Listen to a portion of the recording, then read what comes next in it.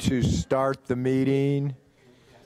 Councilmember Cunningham, I think there is a place for you at outside linebacker on the Sugar Skulls.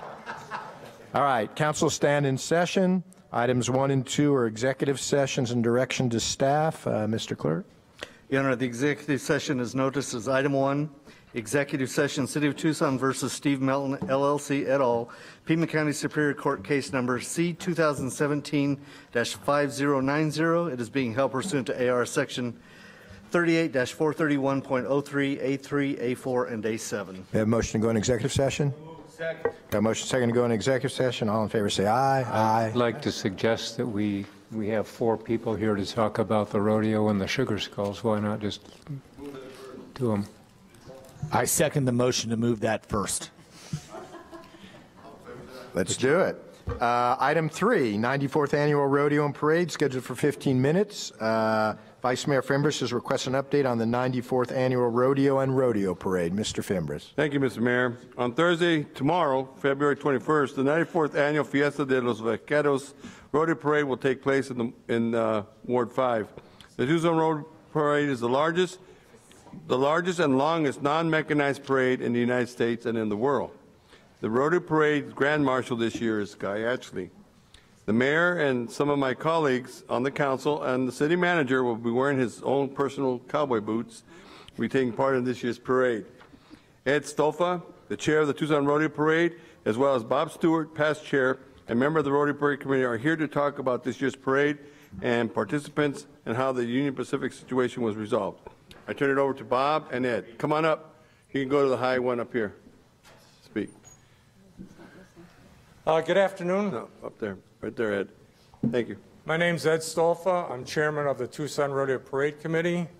And on behalf of the committee, I'd like to thank the City of Tucson, its council, and all its agencies for all the support you've given us throughout the year to make our 94th parade happen.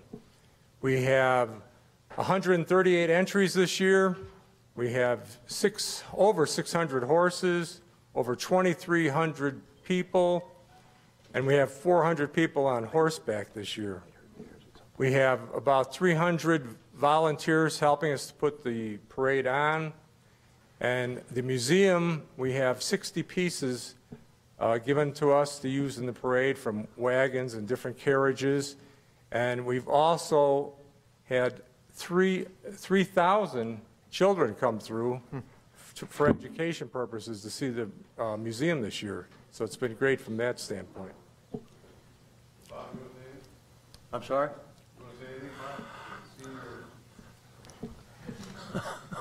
Senior, I'm sorry, I didn't understand you, Richard. No, you want to say a few words also? Yeah, well, there was some conversation about Union Pacific. Yeah, and do I want to talk about it? I'd prefer not to, but I guess I have to. We had, as normal, we applied to Union Pacific near the start of the year to get what is called a permit to have them close down the railroad for a set period of time so we can cross the tracks 2 times with the route that we are on. And I applied and received the number, and 36 hours later I had a call from a security man in Texas representing Union Pacific saying that they would not honor that this year. And that set off a chain of events. First of all, we made a little contact. We made it known to the media that we were having a little difficulty. And through some of our media connections, they were able to put a little more pressure than we were back at Union Pacific's head office in Omaha. And I got a call from a lady not long afterwards who represented their consumer relations, and she wanted to know a little bit more about the parade, and I wouldn't expect them to have any idea back in Kansas City or Omaha about the Tucson Rodeo Parade. So we informed her, sent her the website, and she arranged to come to Tucson to have a meeting with us about a week later. We took her on the parade route, explained to her that we'd been doing this for 30 years because we started doing it in 1990, so this would be the 30th year. and that we'd always applied for an exception and had it approved, and for the most part, Union Pacific had honored it. But she wasn't in a final decision point. She was there gathering data. And a week later, we got a confirmation that they would honor the request, but not for the period of time we normally ask for. We normally ask for 7 a.m. to 1 p.m., and they wanted to run a train at 7:45 from Tucson to Nogales. So we compromised it to 8 to 1 o'clock for this year. And I think we're okay for this year, and the biggest concern is going forward, to be blunt with you, because in the time that we dealt with the young lady who came out here representing Union Pacific, we took around what they had already sort of figured might be an alternative route. For those of you who know our route, we basically start on Ajo, up near the railroad tracks, which is west of Park and east of 6th. We go down to Park, we go south on Park to Irvington and back to the rodeo grounds and then back in. And that's been the course since 1990. Well, they had charted out a proposed course that would take us west on Ajo, south on 12th, and back to Irvington. Well, there's about 10 times more businesses that we would interact with there that would create a major problem for not only us, but the businesses. Those that are on our present route, while they might not totally love the fact that we put a parade on there, they have learned to accept it over the years, and that's kind of nice, because we don't really have any difficulty with those folks. It's usually they know we're going to do it, they manage to work around, but starting out with a whole new crop of people, and we estimated about 52 businesses minimally new that we would have to interrupt or acquaint ourselves with. We want to really have this stay the present route for years to come. And it may be that next year we're going to run into the same problem. Union Pacific, unbeknownst to us, had put this edict out that they would not stop trains for any event in the United States, and this was 4 years ago. Well, I never went on their website to read this because I'd had an 877 number to call for all the years I've been doing this. So I would always just dial the 877 number, talk to a representative, get my number. Well, we were informed that this policy of theirs is 4 years old, and we had no conception that it even existed at that point. So we're probably going to come face up with this again next year, to be blunt with you. I don't see how we're not going to have a struggle with Union Pacific, and I guess we're going to have to deal with it when it comes to next year. We're trying to get to parade number 100. We're on 94. So I want to tell you, that's a few years, and we'd like to keep it status quo as much as possible, and we think we can work with Union Pacific. Thank you. So that's Mike? pretty much it. Mike has been working with them too. Mike, you want to say something? Sure. Mr. Mayor, members of the council, Vice Mayor Feenberg asked that we engage, so my office engaged with Union Pacific. The issues, as the gentleman just mentioned, they did establish a policy and said they noticed everyone, which, you know, we can argue that they would no longer close down routes for parades, and that's across the United States, not just in Tucson. So we started having discussion. One of the issues was the amount of time from 7 to 1 was too long, and so they talked about potentially scaling that back as one option, at least for this year and maybe even into the future.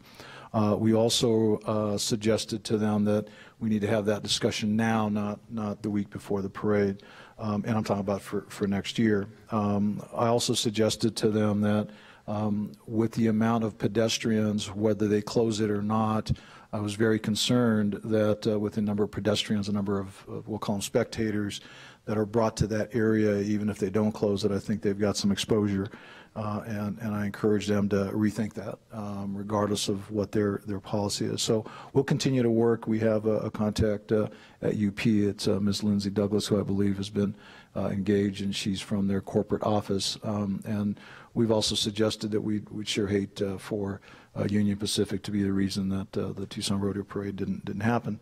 And I'm pretty confident we can work through that. Yeah, we do plan on meeting with them after the parade to work on next year's issue. Well, the person that we brought down this year is no longer working for them, so we have a new PIO to work with coming up. So I don't know, we'll have to see if we can get her down here. She's from California, which makes more sense. So right, yeah. So we may need to bring her in, and so she can see the route. Councilmember Scott, did you? Oh, all right. Well, yeah, we're familiar with, engaged with the situation, and I do think the key to it will be actively engaging immediately after this parade, so that we can get it you guys can get it worked out well in advance, whether it's the same route or whether there has to be a modification. But yeah, we don't want to have a repeat. Luckily, this year they gave in, but we don't want to have a repeat of this next year, 2 weeks before the parade. Okay. But the parade should be great. The rodeo should be great. Everything I'm hearing is good. And so we hope to see everybody out there tomorrow. Exactly. We'll be all out there in our gear. So we look forward to it. Thank you very much. Thank you, Ed. And thank you, Bob. Appreciate it. We look forward to seeing you tomorrow. See you tomorrow. And we have many of my colleagues and the mayor's going to be there, and the city manager also. Our police chief will be also at the parade. So thank you all for your work. Thank you. Great. Thank you all. Thanks. All right, item 4 is the Sugar Skulls, scheduled for 15 minutes. Vice Mayor Fimbres has requested an update on the inaugural season of the Tucson Sugar Skulls of the Indoor Football League. Mr. Fimbres. Thank you, Mr. Mayor. Friday, February 22nd, marks the 11th season of the Indoor Football League. This season, the IFL will have 10 teams taking the indoor field. Each IFL team will play a 14-game schedule over 17 weeks. The team will have 3 bye weeks, which will occur sporadically over the course of the season. This season, the Tucson Sugar Skulls are one of the 4 new teams in the IFL and will play their home games at the TCC Arena. Mike Fetter is the executive director of the Tucson Sugar Skulls and is here to talk about Tucson's team in the indoor football field. Also, Kathy Guy is here, who's a part owner of the team. Mike Feather has been a general manager in minor league baseball for 30 years. He has been involved with the professional football with the New Orleans Saints and with the New Orleans Voodoo and Austin Wranglers in the Arena Football League. Mike was also recently the president of the Mexican Baseball Fiesta held in Tucson and the executive director of the Nova Home Loans Arizona Bowl. I'll turn it over to Mike. Thank you, Mike, for being here. Thank you, Richard. If he has to introduce all those things, we might never speak, but it's my pleasure, obviously, to be in Tucson. Mayor and council, thank you for having us. Representing Kathy Guy and Kevin Guy, our owners, and this is an exciting time for us. I mean, we're trying to get everything going. I mean, we wouldn't be standing here if it wasn't for you guys. You're the ones who made it possible, providing the lease. The TCC, Glenn has been tremendous. His staff has been tremendous, and they made it easy. You know, did anybody watch any of the media highlights last night of what went on at the arena? Not too many times do you see a gray field with a gigantic skull right in the middle of it, but it looks beautiful. I mean, that was just our ownership designed it. It looks great. You know, everything we've done has always been different. You know, we want to be unique in the way we do things, thus our name. And I think most of you obviously understand what Sugar Skulls means. That's something that's very meaningful to our community. And when the ownership was trying to decide that, they wanted something that represents Tucson. I mean, we're all about Tucson, and I think that's what you're going to hear over and over and over. Steve, if you can. Just bring me for anybody else. I knew you would probably want 7 of them, but so there's 1 for each of you. It's just our way of saying thank you to you. It's just we want you to wear that hat proudly. Our merchandise, as we're passing around the hats, will be one of the best in the entire league, and it's because of our logo. You know, you're going to see it. We laugh at people up north that Sugar Skulls, I mean, what are you guys, a girls' football team? No, we're not. And we're going to prove that starting next week when we play our first game. The team makeup, Mayor, you look very, no, can't turn it sideways. And you can't wear it backwards either. And by the way, the people with the rodeo already left. I'm hoping that you guys have enough influence to not have it rain and not have it be 30 degrees, because I'm walking in the parade. And I do not have cowboy boots, you know, and I've got all kinds of 3 layers I think I'm going to be wearing. So can you guys make that promise? Mayor, are you willing to proclaim that? I'm working on it. Okay, good. Thank you. So I'll be seeing how much you're bundled up as I see you down there. But, you know, the team, I mean, you know, Richard, and I apologize using first names. I know a lot of you, obviously. It's a 10-team league. We open next Saturday, I believe, and you got your schedules in front of you, in San Diego. San Diego is a new team. They're the strike force, and we believe it's a great start for us. Now, through the influence of Kevin Guy, we have a bye in the first week. Probably not the most common thing around, but it's good because our head coach, Marcus Coleman, has already asked, is there a way you can get us a place for the whole team to watch the San Diego game? They open on the road in their first game. So we're going to be doing scouting from day one. But we open in San Diego, another expansion team. The next game, another new team on March 10th at home against the Bismarck Bucks. I think the Bismarck Bucks will probably enjoy coming to Tucson to play. I talked to somebody, they want to do the game on TV, and I talked to them probably late last week, and I said, you know, well, hey, what's your temperature right now? Oh, it's only 21 below. Well, we're kind of struggling down here. It's 56 degrees, and he says, I don't want to hear about it. So their players are going to enjoy it. The Arizona Rattlers this weekend open in Green Bay. So I don't think, Kathy, you're going to Green Bay. So I think Kathy has got great common sense. We'll be watching it on TV as well. All the games in the Indoor Football League are televised on YouTube TV, if not above, you know, regular TV. Our games, which has not been released yet, so I don't know why I'm about to say it to you, will be on CW. All of our home games are going to be on CW, free TV. You know, you don't have to have cable to watch our games. That's exciting. Our roster is 25 players. Right now we're at 36 players. Well, we were at the start of today. There's been 5 cuts already today. So we're now narrowing our roster down. Of those 25 on game day, only 21 are active. So do the math. It's 8-on-8 football. That's 8 offense, 8 defense, a kicker, a backup quarterback. We pray nobody gets hurt.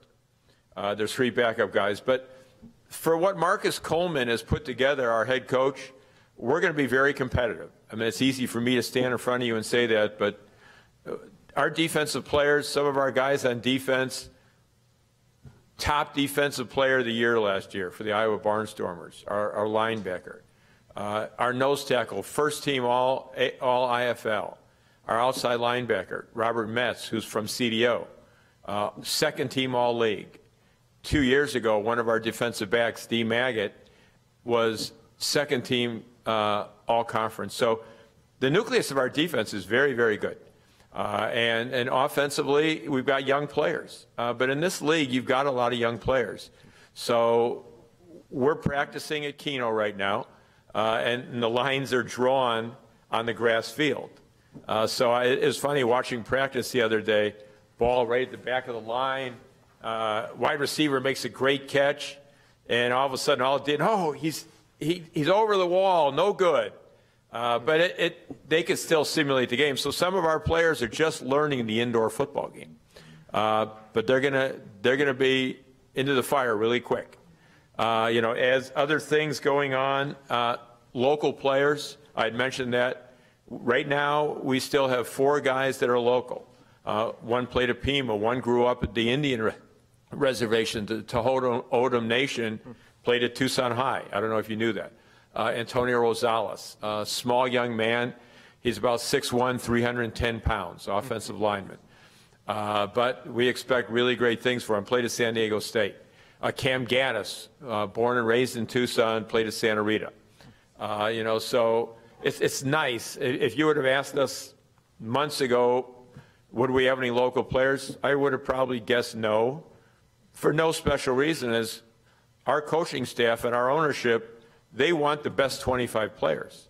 Well, you know what? If a local guy is one of those 25, that's even better. So they're going to have a lot of their family and a lot of their friends all coming to the games. That's what we want. In your packets that I handed out, you've got a lot of information. You've got your schedule. On the very first page, I included events. Last night, we had a select-a-seat event. Just in that brief event, probably sold 40, 50, of which most of those are season tickets. People got the chance to go down and see the arena, look at where their seats would be in conjunction with the field. It was really an exciting event. We had 8 of our Sugar Dolls, that's our dance team. They were there, and they were greeting people. We had all of our ownership there as well. So positive events. Some of the other things, we were at Trident Grill. We had to meet the team last Saturday. We've got something coming up for our season ticket holders. They're going to go down. They're going to meet our players. They're going to get to pick up their tickets. They're going to get autographs. They're going to take photos. Desert Diamond Casino is doing an event for our sponsors and our season ticket holders, and I hope all of you receive the invitation, and we hope all of you will make it. It's going to be a fun party. Desert Diamond is working hard to do. I don't think a lot of you could be in the same room at one time, though, can you? The open meeting? Just have to notice it, Mike. Oh, okay. Okay, well, please don't talk to each other, but come out to the event. It's 6 to 8. And we're going to, the one thing that I heard over and over from our ownership, and when we met with some of you, we've mentioned this. Our players will be heavily involved in this community. So as you know, if you've got underprivileged families, if you've got, today we were talking about how can we help the community food bank. Where can we go? Schools. We were at a event that the Arizona Daily Star put on at the Jewish Community Center for camps. It was a camp day. And we talked to a lot of schools about having our players go there and visiting things. We had somebody read in Love of Reading. We read to a school in our classroom. So please don't ever hesitate to reach out to us. We want to be a part of our community. And from what I know of our players right now, our players are tremendous and want they as well. What can we do? Already, can we do this? Can we do that? The answer is going to be yes. Following our games, the fans are allowed to come down on the field and get autographs, take pictures with our players. I mean, that's, to me, is one of the best things about the indoor football game. Because you've just played, the guys have just worked hard, and now they get a chance to meet the players firsthand. Ticket-wise, you've got our ticket information. Please look it over. I mean, there might be somebody in your staff that's interested. I put in their group information. I put season ticket information. On the back of one of the pages, there's vouchers. If there's a way to have your staff help get the word out, I think most of you know how to get hold of me. Let us know. We'll get you stuff for your flyers. As I see Shirley over there, we were a part of, what was the name of the event? The Boo Bash. And everybody on her staff had their faces painted and all kinds of skulls out there and everything. So, again, that's what we want. First game of March 10th, I hope at least one of you would come and paint your face. Just like you do in the Day of the Dead, in the procession. It's probably going to be the mayor. So March 10th, 3 o'clock. You don't have to do the full full thing. We'll kind of make it simple for you. I think Steve would look great, though. She was the only one who didn't have her face painted among the entire staff, but she had attire on that was just as good. So we appreciate you being in the spirit. How many minutes do I have? I don't want to. You guys have a lot of work to do. 2. Two, okay. Well, that's hard for me to keep that quick. Roadrunners, Sugar Skulls, it's our hope and our goal that we all do well. If the Roadrunners are doing well and the Sugar Skulls are doing well, people are going to come back to you guys and say, what can we do to make it better for our fans? You know, what are the improvements? And I know you've been involved in some of those discussions already, but we have to earn that respect, and we're prepared to earn that respect. Our goal is in the 6,700 seat building, we want to be 5,000 plus every game, and we believe we can achieve that. So whatever you could do, you know, we ask for your help. Newsletters to your constituents, that would be tremendous. Any questions? Yeah. Councilman Cunningham. Has it been decided? He's smiling already, so I can imagine what this question is. Has it been decided if Matt Barron's going to be the starter yet? Come on, you can't ask questions like that. He's trying to show off and prove that he did a little research. So Matt Barron is the guy we actually picked up last week, who started 2 years and played in this league at Green Bay. So, you know, on March 10th, or no, on March 3rd, I'll be glad to answer that question for you. But he's a good one. Well, you guys got great players. You've got a couple kids out of Pima Community College, and then you've got the Thornton kid who got hurt mid-season last year. So yeah, Shaq. you guys should. No, be I mean good. we want you to get to know our players, and in the media. I didn't even mention that. I know you guys all follow the media, maybe for some good reasons and some bad reasons. They've been tremendous to us. Yesterday, front page of the sports page, picture of the field. All 3 TVs were all there yesterday. Radio, our coach this afternoon is going on 1490.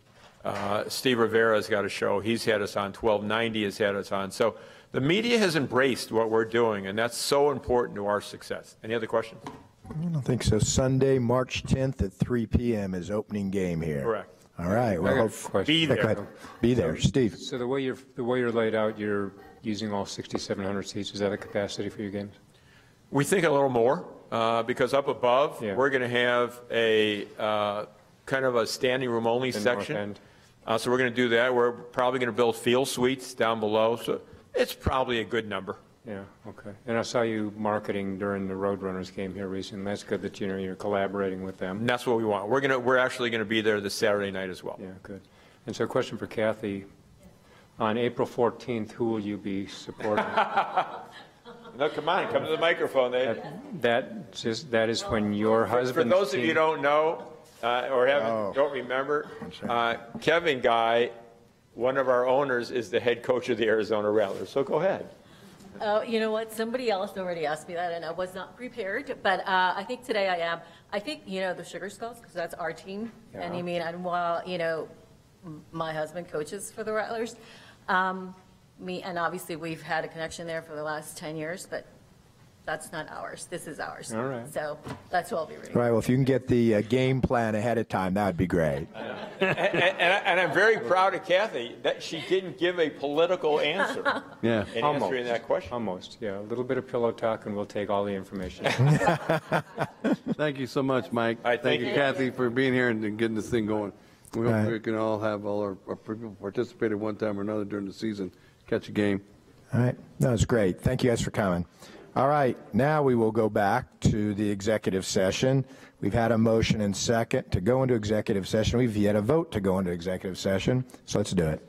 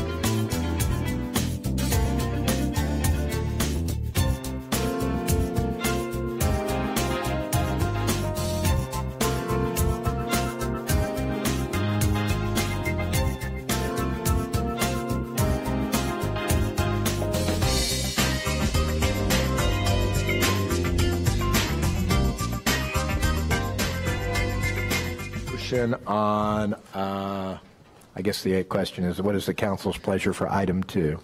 Mr. Mayor, I would ask for a motion directing the city attorney to proceed as discussed in executive session and to resolve, in order to resolve this acquisition case. So, Mr. Mayor, I would like to point out we're having some very productive conversations with Rio Nuevo, with the Project for Public Spaces, with the RTA, and with TDOT on the acquisition of properties and the redevelopment of properties, more importantly, along the Sunshine Mile. 3 in particular that Rio is about to take ownership of and redevelop on the north side. There is the Solat Plaza, there's a donut hole project, and there are some bungalows on the north side of Broadway between Euclid and Country Club, and they're all interspersed. Further east. This property that we're talking about appears to be severed beyond the ability to rehabilitate it by the alignment. We can't go back and redraw the alignment, and so with that, I'd move that we accept the proposal from executive session. Second. Got a motion and a second. Any other discussion? Hearing none, all in favor say aye. Aye. Anyone opposed? That motion passes. Let's move on then to item 5, which is the Development Impact Fee Program. Staff has an update on the Development Impact Fee Program. This matter is scheduled for 30 minutes. Mr. Manager? Mr. Mayor, members of the council, there's no direction that's been requested. Obviously, feedback is always welcome. This is more of an update for you. We've been having many conversations about impact fee. Just to refresh your memory, the current ordinance and process needs to be renewed. It happens to happen every 5 years, and so we're in that process now. And so with that, we'll go over some kind of high-level thoughts that the staff have been exploring. I'll also let you know that in the near future, probably within the next 30 days, we'll come back, give you more specificity in terms of projects and how those projects will relate directly to the impact fee collection. So with that, I'll turn it over to Scott Clark for a brief presentation. Good afternoon, Honorable Mayor and Council. With me today, I've got Elisa Hamblin, who's my principal planner and the project lead on it, and we've got Carson Beisch out in the audience with Tischler Beisch. He's our consultant that's been working on this, and he'll be prepared to answer questions on specifics in regards to perhaps service areas and also a special incentive area that would look to incentivize particular types of growth. So back in September, we came to you and we said, look, you've got to update your impact fees. It's required by state laws every 5 years. In doing so, we'll have to update our land use assumptions, and we'll have to update our infrastructure improvement plans, which tells us what kind of projects we should build where based on the kind of growth we're seeing. We asked your authority to look at some innovative ways of doing business because things have been changing over the last decade or so. You said go ahead and take a look at that. So we've brought some options that we're working through right now to discuss that. But because impact fees are complex, we're going to give you an overview of the law today, an overview of the process, and then we'll get into some of the concepts we've been exploring. With that, I'm going to turn it over to the very capable Elisa Hamblin, and we'll answer your questions once we're through. Honorable Mayor and members of the council, thank you for having me here today to speak about the impact fee update process. So as Scott mentioned, we're going to be talking about first just the overview of impact fees, so we're all kind of on the same page, the same framework, and understand the state law.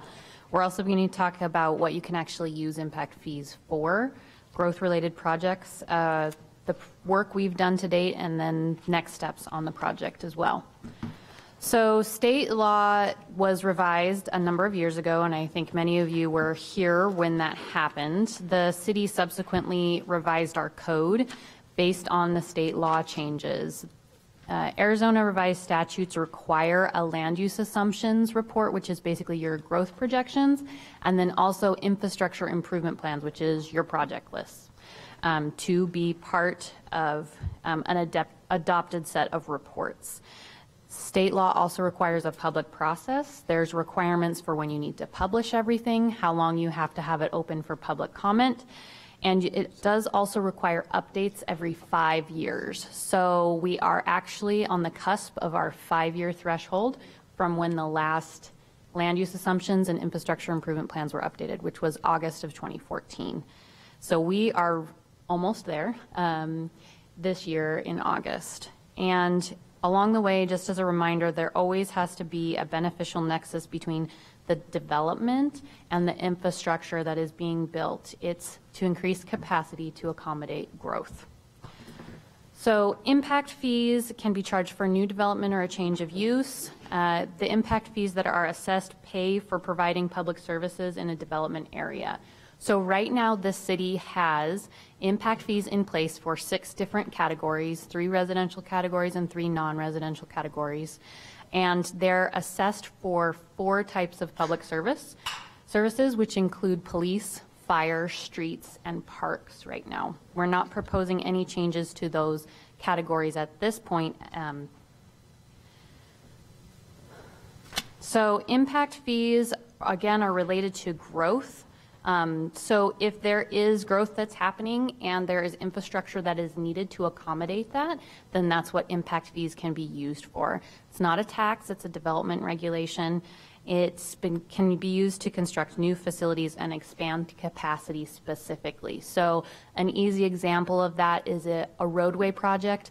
If there's a road that's in failure because it's been neglected, you can't use impact fees to pay for that. But if you were adding lanes or additional capacity to that road, then you could use impact fees for that. That's regulated by the state law and also by city code. And again, this was last updated in 2014.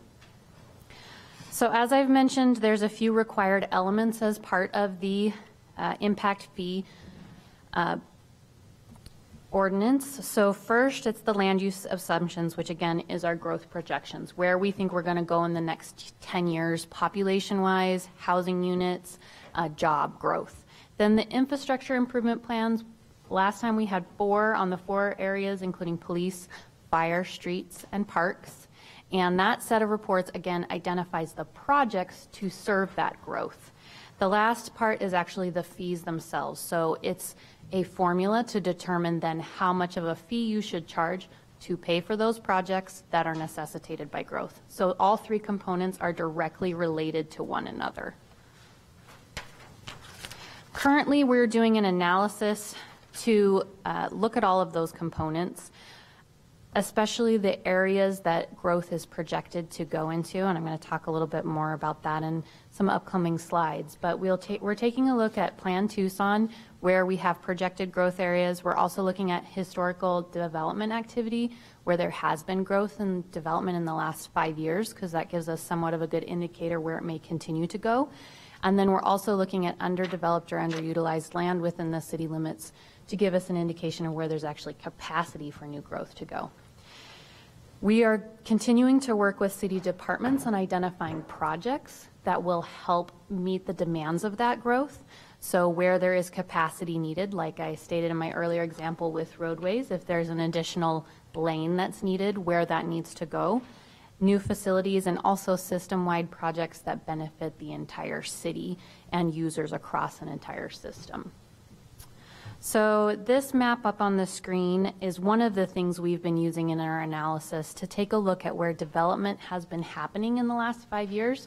This is based on actual permit data. So you can see in the blue, that's where clusters of residential permits have been issued. And in the red, you can see clusters of where commercial permits have been issued. So I think some good takeaways from this map is that growth is happening across the entire city. We are seeing development, different kinds in different areas, but we are seeing development across the entire spectrum of the community. It also tells us that some of our infill policies to help promote growth everywhere are working as well. So again, this is just one tool that we're using. And these are some pictures of the growth that is happening across Tucson. So you can see we have everything from Caterpillar being built in Ward 1 to new infill residential in Ward 3 and Ward 2 to new developments in the Houghton Town Center in Ward 4. We've got Geico in Ward 5. and lots of other infill and major high-rise projects in Ward 6. So there's really a spectrum of projects across the community that are really providing a lot of benefit to us. Currently, the city has 5 service areas. Police and fire facilities are on a 1 service area, so it's a citywide service area right now. Parks and streets are not. So parks and streets, whenever funds are collected, they're put into 1 bucket for the service area that the development project is happening in. It makes it somewhat challenging in some ways, and we'll talk about that some more, but just so you are aware, these service areas have been in place for roughly 15 years in the city since we've been collecting impact fees, and they haven't been adjusted in quite a long time. So we've been considering and looking at some different options and ideas with the service areas based on the feedback that we received from Mayor and Council at our previous study session, which was to look at something innovative and new. So with 1 citywide service area, which I'll remind you police and fire already have, you can create a system-wide benefit. It's also easier to implement and administer. I can tell you that right now we do have challenges with having 5 pots of money to try and manage and get meaningful projects built in the community. If you do have 1 citywide service area, you can also tie that directly into our capital improvement program and be able to leverage your dollars every single year as part of the CIP process. In speaking with each of you in individual meetings, I recognize there are still some challenges to potentially that approach, and Carson, our consultant in the audience, will be able to answer some questions there as well. But we do know that we need to ensure there's a relationship between any project and the fee that you're collecting and the need that is created by growth. We recognize that as a constraint not only of law, but also of just reality and how we want to function as a community. We could also potentially rank or prioritize projects as a way to address some of those challenges. So we're continuing to explore some ideas there. One other idea which we are looking at as part of this process is what we're calling a special service area or a trip exchange district. So right now, in a service area, your fees are assessed based on the growth and the infrastructure. It's a complex formula. What we are saying with this special service area is you could have someplace like downtown where there are reduced fees because you're meeting criteria such as being in a multimodal environment. A housing unit built in downtown is not going to generate as many trips as a housing unit in a typical other part of the community, for instance. This could also be applied to other locations throughout the city as what we call jokingly as a floating zone. So if a project came in for development and it met certain criteria such as being mixed use, has some residential in it, it's on a high capacity transit corridor, it is necessitating lower fees because it's not creating as much trip generation. So we're saying that that could be applied to that project. It's a way to really drive development into areas that we want to have it. It's about being proactive instead of just responding to development as it comes in and aligning our land use policies with our impact fees. So that's a tool we could potentially look at and would like to hear some feedback on as well.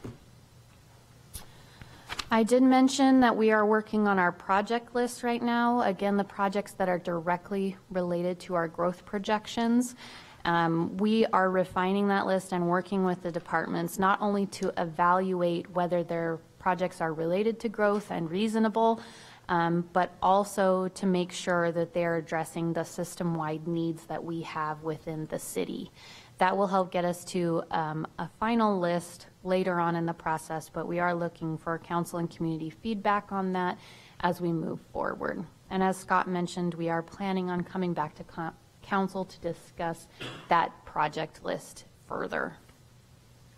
So as of right now, this is our draft schedule for the next few months.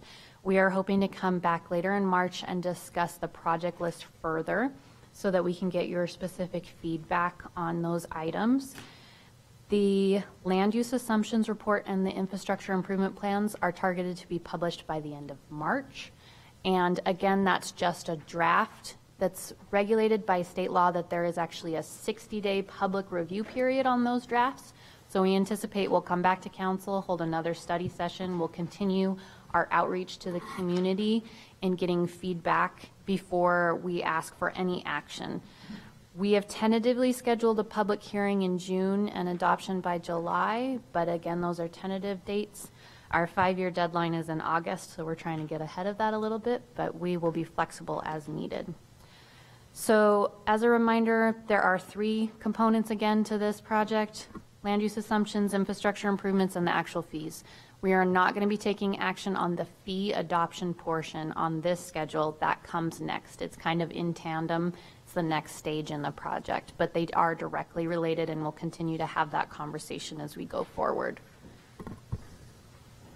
So this is kind of the big picture schedule, and again shows you the relationship between the top line, which is the reports and analysis we're doing now.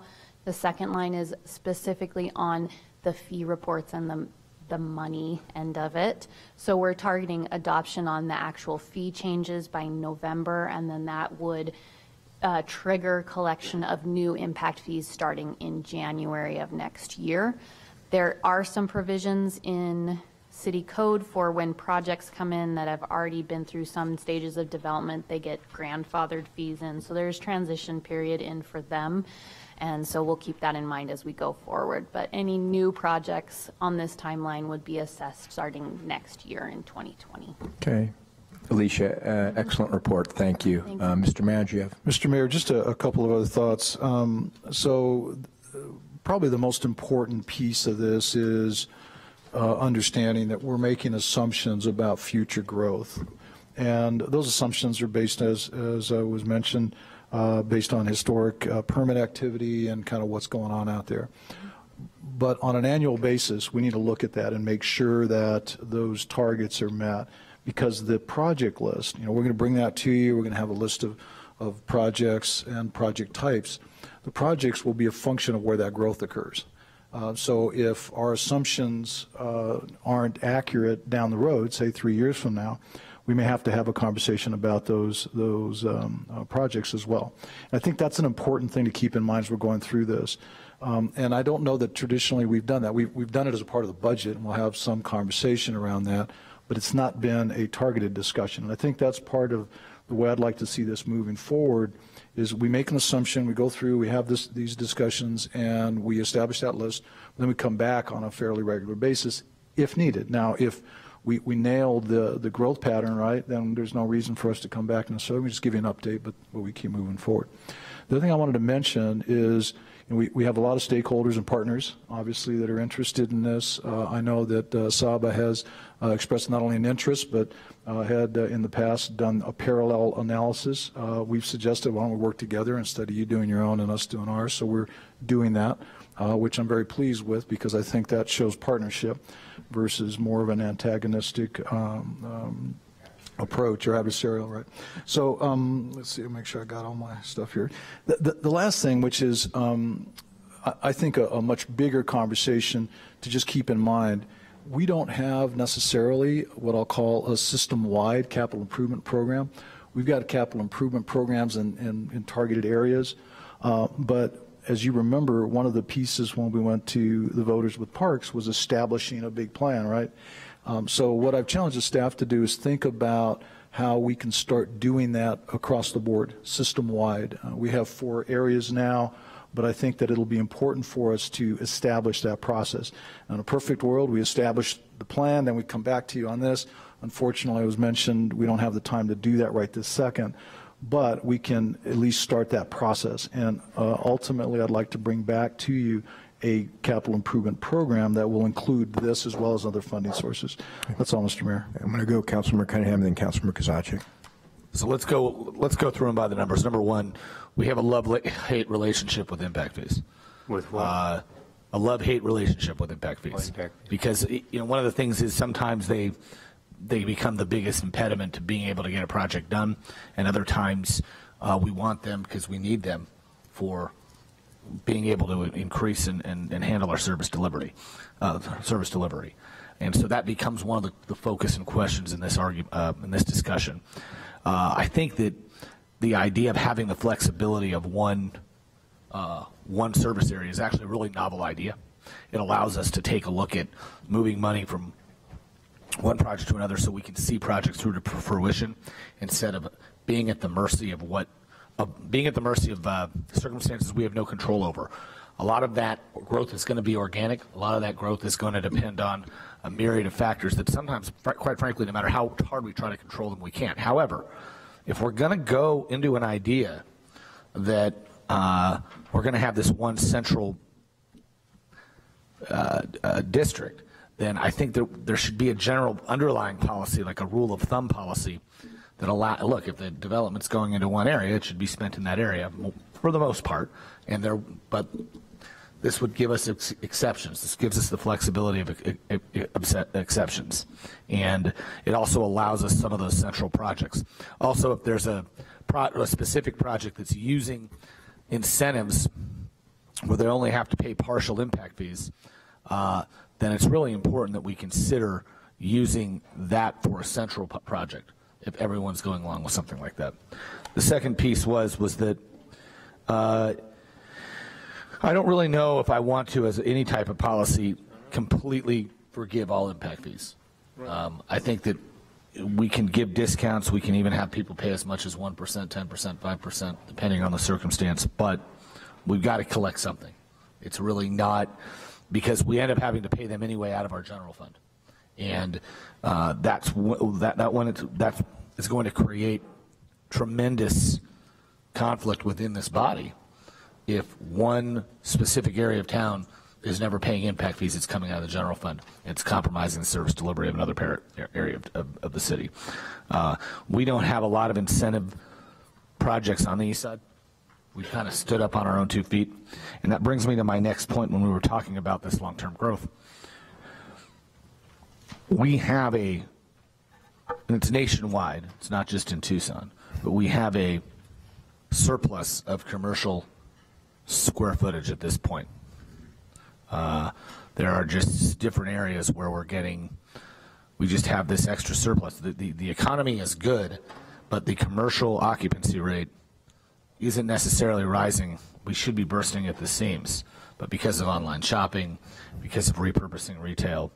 So if we're going to have some of these programs in there, or we're repurposing retail into mixed-use projects, we probably have to come up with some type of different schedule and some type of different program that makes it good for the developer and good for the city, as well as good for the neighbors who are bringing it in. But I know it's going to ultimately happen where we're going to have an empty shopping center, or a shopping center that's 5 to 15% occupied, and it'll have been sitting for 6, 8, 9 months, and we're going to have to make a decision. And is there a way we can work with some of the stakeholders to streamline ways so that those type of areas can be repurposed? So that's one part. The other part I'd say is for something I'd like to call foundationless homes, trailer parks. I think we can have incentives for any of them if they're repurposed into more permanent dwellings. I think that's better for health and welfare in the city, and we have a few left. A lot of them are not necessarily cared for at the standard that they need to be, and that becomes a huge problem. So I think I'd want to mix that part in if we get some type of reuse. The last point is if we're going to reassess that use of commercial space, say we have these projects where commercial space is going to be repurposed into mixed use, then on those specific projects, we probably need a different schedule, because I don't think that's, I just have concerns that it's not one size fits all right? I mean, just because you're doing 10 doors, if you've got people shopping right on the same site that they're living, the impact is much different. That's where I'm going. So that's kind of the last piece of it.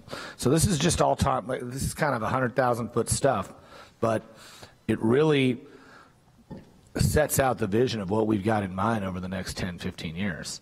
And again, I think that the ideas are there, but we've got to be able to be, I guess, nimble, to be able to move with the times as they change.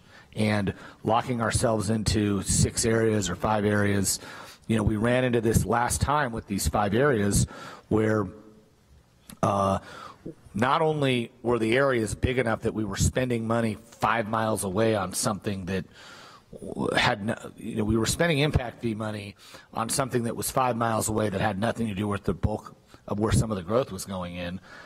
And so we put a stop to it, but it was, so you might as well just have one big pot anyway and just say, look, as a rule of thumb, do it by ward. It makes it easy. And I know people will say, oh, well, that will politicize the process. Well, sure it will, but at least it's transparent. At least everybody knows what's going on. This cuts the backroom deal idea out of it. It makes it an honest conversation about each project and how you're going to apply the fees you collect, and that's important. So that's all the words I have to say this afternoon. I'm sure Steve will shoot down about half of them, but it at least kind of puts it out there and kind of starts the conversation. Thank you, Mr. Mayor. Councilmember Kozaczek. Not shooting anything down. I've got a couple of questions, though. With respect to the project list, in 2014, we projected 15,000 residential units. We wound up getting about 5,000. So the question is, so what? So we put this project list out there. The state legislature requires us to go through this exercise. Who cares? I mean, does it really matter? I mean, when we put the Prop 4087 out, we had a very specific list of projects because we were asking the taxpayers to come and open their checkbook and pay for this park in each one of our wards. That's not what we're talking about here. We're talking about a 5-year projection as to let's get the Ouija board out and try and predict where development's going to happen. And we missed in 14, and no one's coming back from the legislature and slapping our hands saying we're going to start pulling back impact fees. So really, what's the value? What's the need to really invest a whole lot of brain cells in trying to predict the future when it comes to this capital project thing? That's one question. I've got more. So, Mr. Mayor, Councilman Kozaczek, the way I see it is complying with the statute, which talks about correct, which talks about the nexus, which talks about that connection, but also building enough flexibility where we can come back and have a conversation with you should that need to change. Now, I can tell you that when we saw that heat map, when you see that growth map, it surprised me. I would have expected the vast majority of the growth to be on the east side and the southeast side. That's where I would have expected, but our permit data doesn't show that. So we'll go with what we know as far as the history goes.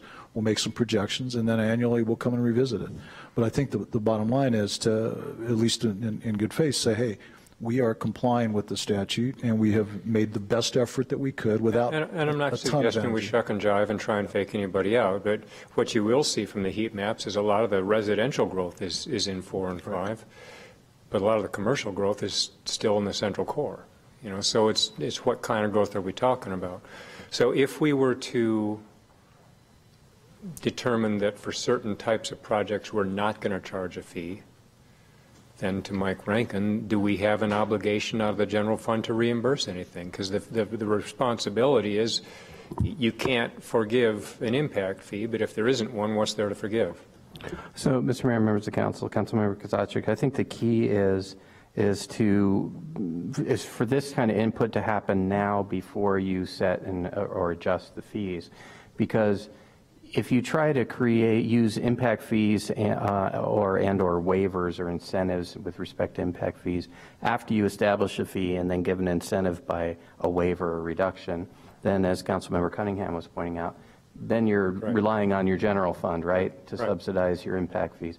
But if you inform your land use assumptions and your decision about where to set the fees from the get-go based on what was included in the presentation about effectively incentivizing mixed-use projects that have less of an impact, just as Councilmember Cunningham was describing, then you can build that into your fees up front without creating that pressure on the general fund. And then there's no general fund responsibility to reimburse something that didn't exist to begin with. And right. So let me give you a couple of examples. I like Paul's example of the mobile home parks. We have some in Midtown that the owner is just, is a slumlord. And we can't really incentivize right now, other than just try and shame the guy into doing something for the tenants, and they're living in dumps. And he is one step ahead of the law in terms of code enforcement and quality of life issues. So that might be a good way to build in an incentive to compel, or at least not to compel, but to catalyze some development. When you talk about infill development in residential areas, it is absolutely arguable that a small development in a single-family residence that's infill has zero impact. And we're charging them a regular impact fee. Why would we do that if we really are truly interested in incentivizing true infill? We could also take the position with a straight face that says when we go in and revitalize maybe one of those trailer parks and turn something that is marginally habitable into a nice development, it's going to reverse the impact on police, because they're not going to a bunch of calls for vacant buildings and homeless camps anymore. They're going, they're seeing a new nice apartment complex or something. And so it's not necessarily true that all new development increases police call loads. It's not true that all new development, when it's infill, creates a greater impact. So I think the notion of being creative in how we look at these, instead of what Paul said, it's not one size fits all. And so let's look at really what the impact is for some of the developments that we're talking about.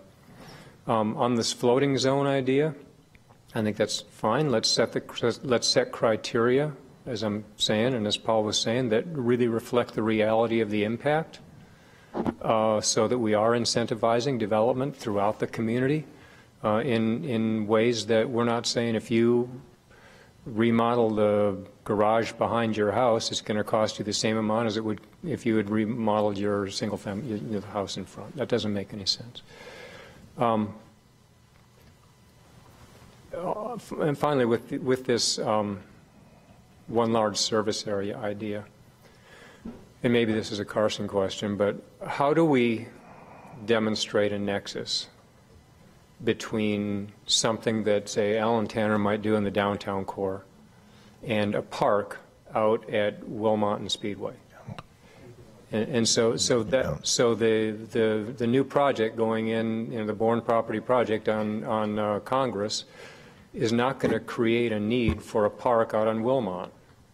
And so we have to be able to be consistent with state law and say, yeah, we're going to use those impact fees out on Wilmot, and it may have zero to do with it. So we have to be able to demonstrate that nexus. I was going to ask for an expansion of the reasonable nexus requirement. So maybe you can answer hold on. A couple things. Because being able to fund larger projects makes absolute sense, but there has to be some level of award equity built into it as well. Right. So what I'm hearing is, surprisingly a little bit, really a jump ahead to step 3, which is the fees, which I think is going to turn out to be more complex than I think maybe has been anticipated. And I think there ought to be some real emphasis now on that thinking. Okay. Steve, I tend to agree with you that, the legislature is another unfunded mandate, as it were, but there is a rationale to it. And one of the things that I think the manager was sort of referencing it was, you've got the RTA and its street capital projects, we'll call them. We've got our parks bonds, our police and fire bonds, our general fund. This kind of gives us an opportunity to take another revenue source, which is impact fees. It's restricted, and it makes some sense. It's new development, so it has to go to new infrastructure. but to kind of combine it so that they all meld together. And I don't know that we've done a great job in the past with that, including 2014 when I was sitting here. So I think the process really is, even though you're projecting, I think the manager's right, it's something that's going to have to be checked on a regular basis. But let's get some projects that we know, so everybody will be able to see, okay, this is in my part of town, this is my part of town, and then kind of work backwards from there, because ultimately, I think the discussion I hadn't thought about till we got here today is going to be about what these fees look like in relation to the project. So I think that's where we're headed. Councilman Romero. We're going to get an answer on the nexus question. Sure. Well. What question did you ask? So, okay. So, yeah. So I think the question to you is, I read this statute, it's pretty clear to me what it says. I understand what nexus means. I think the council's looking to see how far, if you're going to have one service area, how far are we allowed to stretch nexus? Right. I will go on the record, all the discussion here has been absolutely fantastic relative to the policy issues associated with impact fees. But to your question, most communities we work with, not only in Arizona, but also across the country, they provide park facilities truly on a citywide basis. And I just look at the way, my own kids are involved in activities. My kids are going all over Montgomery County, Maryland to play soccer or go to swim meets. Just because you live downtown doesn't mean that you're not going to recreate in the southern part of the city or the northern part of the city, because so much of those system-wide park improvements serve everybody in the city. And our conversations with the Parks Department staff indicate that as well.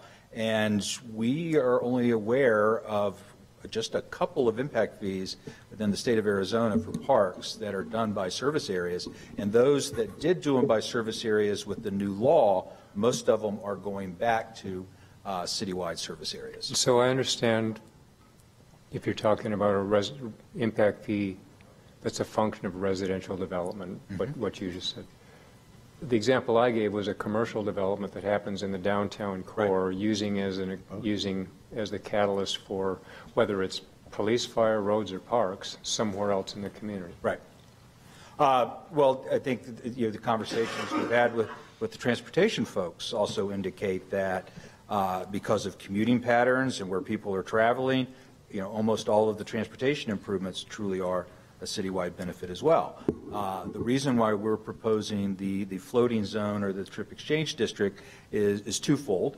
One, it's to recognize that in larger urban areas like Tucson, particularly that has redevelopment happening downtown or in the main gate area and the university and areas surrounding there, it recognizes two things. One, that some of the transportation improvements that are slated for those parts of the city are multimodal in nature, and so we want to account for that. And the second is we want to recognize the fact that in one of the earlier slides that Lisa presented, it talked about impact fees are actually a development regulation. They're not a financing source per se.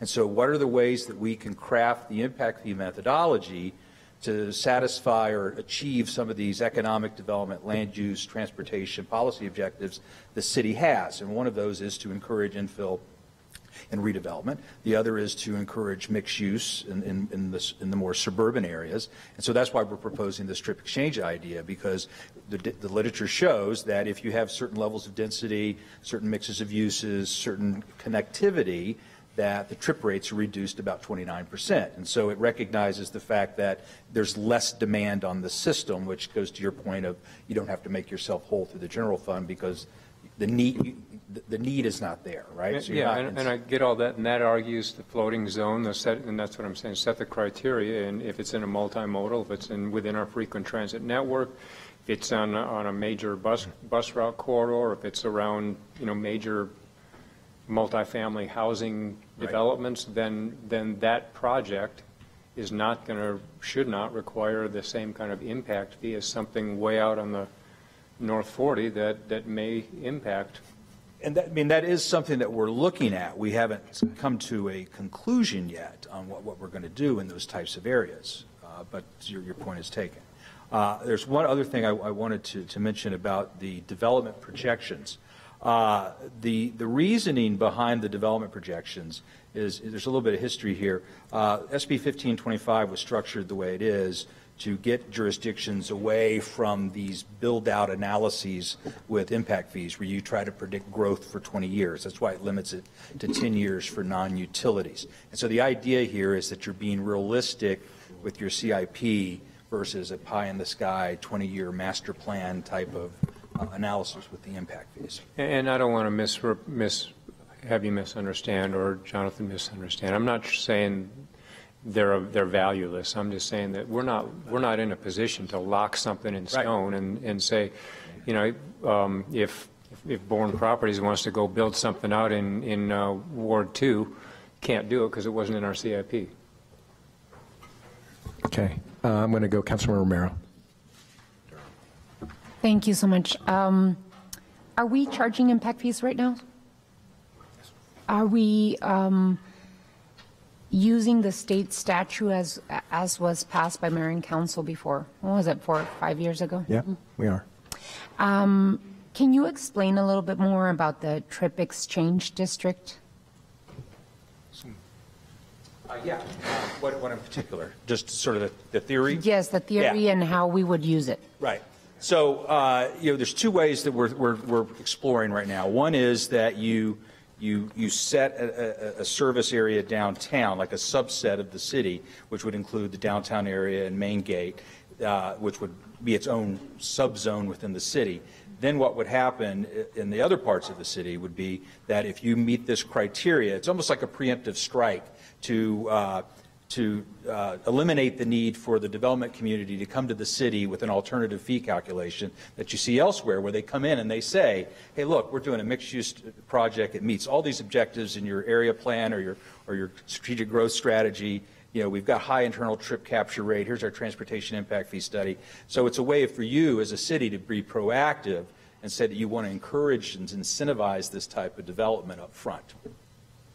Alrighty, so in terms of the bigger concepts of using impact fees for land use and how we want to plan into the future, the Mayor and Council have had conversations of possible incentive districts in different areas of the city of Tucson. So, for example, down Stone or First Avenue, down Oracle Road, down 22nd Street, going east.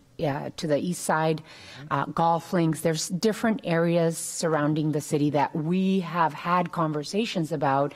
How do we incentivize small businesses and development and infill development in these areas?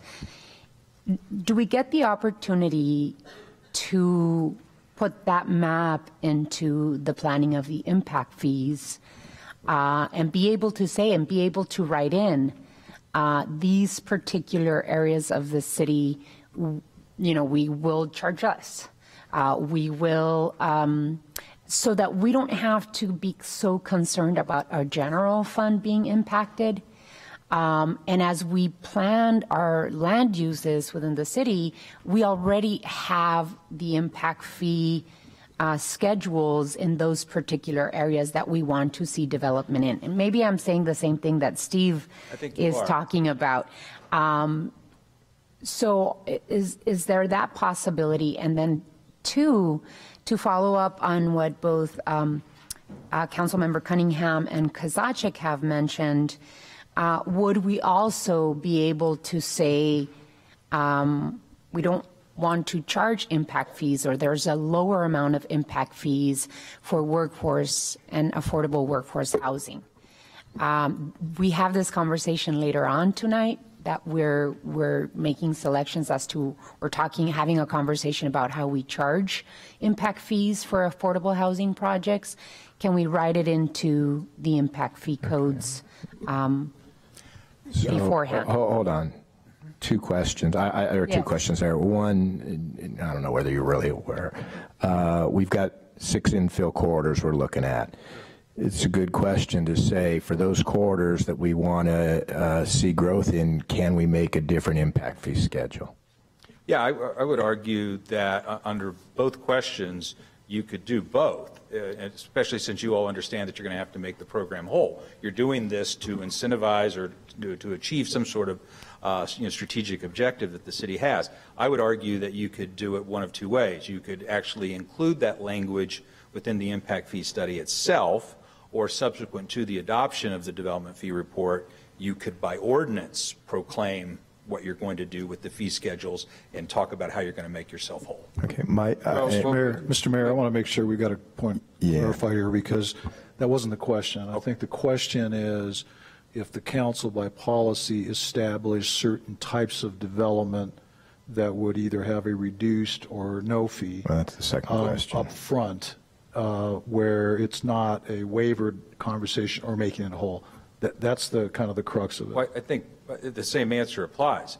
You can't discriminate against land uses. If you say as a council objective or city objective, we're going to reduce the fee for this type of land use in this area of the city, I would argue, but I'm not an attorney, you can do that, but you still have to make yourself whole. You just can't discriminate.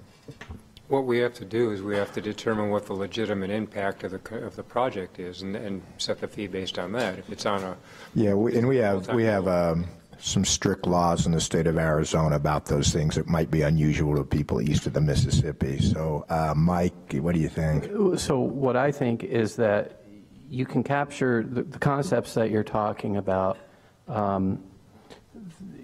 We have to be careful, right? Because we do have to show that we're not discriminating between land uses. There's a requirement in the statute that if you apply impact fees to one type of use, commercial versus residential versus industrial, et cetera, you have to do impact fees for each category, although the amount can be different for each. So, but I think you can accomplish a lot of what you're talking about by referencing the actual impact, right, that's created by that type of development, which is where you're going with that, with all this. Impact fees are both a regulatory device and, as you know, they become a funding device for the infrastructure. Well, they can also be a development incentive. Right, and when I say a regulatory device, that's why you have the land use assumptions in your IIP, is you're trying to identify the types of land uses you're not just assuming, but that are consistent with your general plan and your neighborhood plans, the things that you're trying to accomplish at a policy level. So we can build those things into our fee structure. I think we do need to be very careful, though, about just saying, okay, in this area, you know, the fee is going to be $1 versus, you know, $1,000. That kind of thing, it would be very difficult to justify under the Arizona statutes. But we can build these concepts in, just like was being discussed with the floating trip exchange district. That's the whole point of that, is to say, well, actually, if you do this type of desirable development, mixed use, that we want to see in these particular areas, then this floating district will apply to you. We're going to quantify your impact fee differently because your impact is less. So would it apply as well, Mike, to the concept of affordable and workforce housing? Would we be able to distinguish that? Because right now, the conversation we're having is we have to make ourselves whole. When we do waive the affordable housing impact fees. I don't think we can just as a blanket statement, because there still is impact that's created by whether it be low income or affordable housing. But again, we can build that concept in and look at the fees as we structure them to see if there's a way to mitigate those fees against those projects without then creating that obligation on the general fund to, you know, make up the delta each time. Yeah, it gets complex. Before I go to Councilmember Scott, Councilmember Durham, do you have anything, or was that the one question? No. Okay, Councilmember Scott. Thank you, Mr. Mayor. I noticed in the presentation that we had in Ward 4 about some of the ideas about projects. A lot of the parks projects that were included were already bonded for in Proposition 407. So I was a bit confused about having projects that seemed like a duplicate of what was already passed. So why are they included in the list of capital improvements for some of us? Mr. Mayor, Councilmember Scott, so just to kind of go back to the definition, when we went out on Prop 407, particularly with the parks, most all of that was maintenance. It was bringing things back up to what they should have been based on maintenance or deferred maintenance. Mm-hmm. Any improvements that are listed where there's both Prop 407 monies and maybe even Prop 101 monies that are impact fee related have to be for an expanded use. So, for example, if there's a pool that exists today that is in a park that was closed because of lack of maintenance, Prop 407 would have put money into it to get that pool going again. But let's say that there were no playground equipment.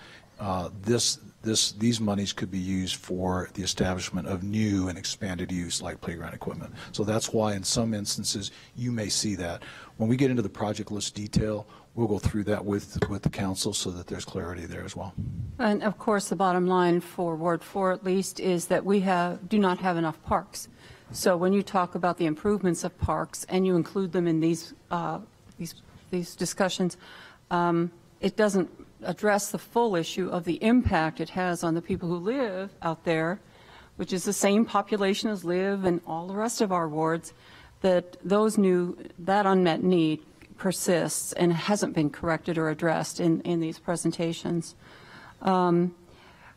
So just as a history and reference, when Rio Nuevo, the revitalization of downtown occurred and Rio Nuevo was discussed, there was a boundary line that was built.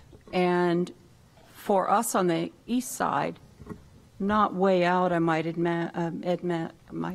say, but in the city of Tucson, a lot of the money that was generated to fund Rio Nuevo and the revitalization of downtown came from Park Place.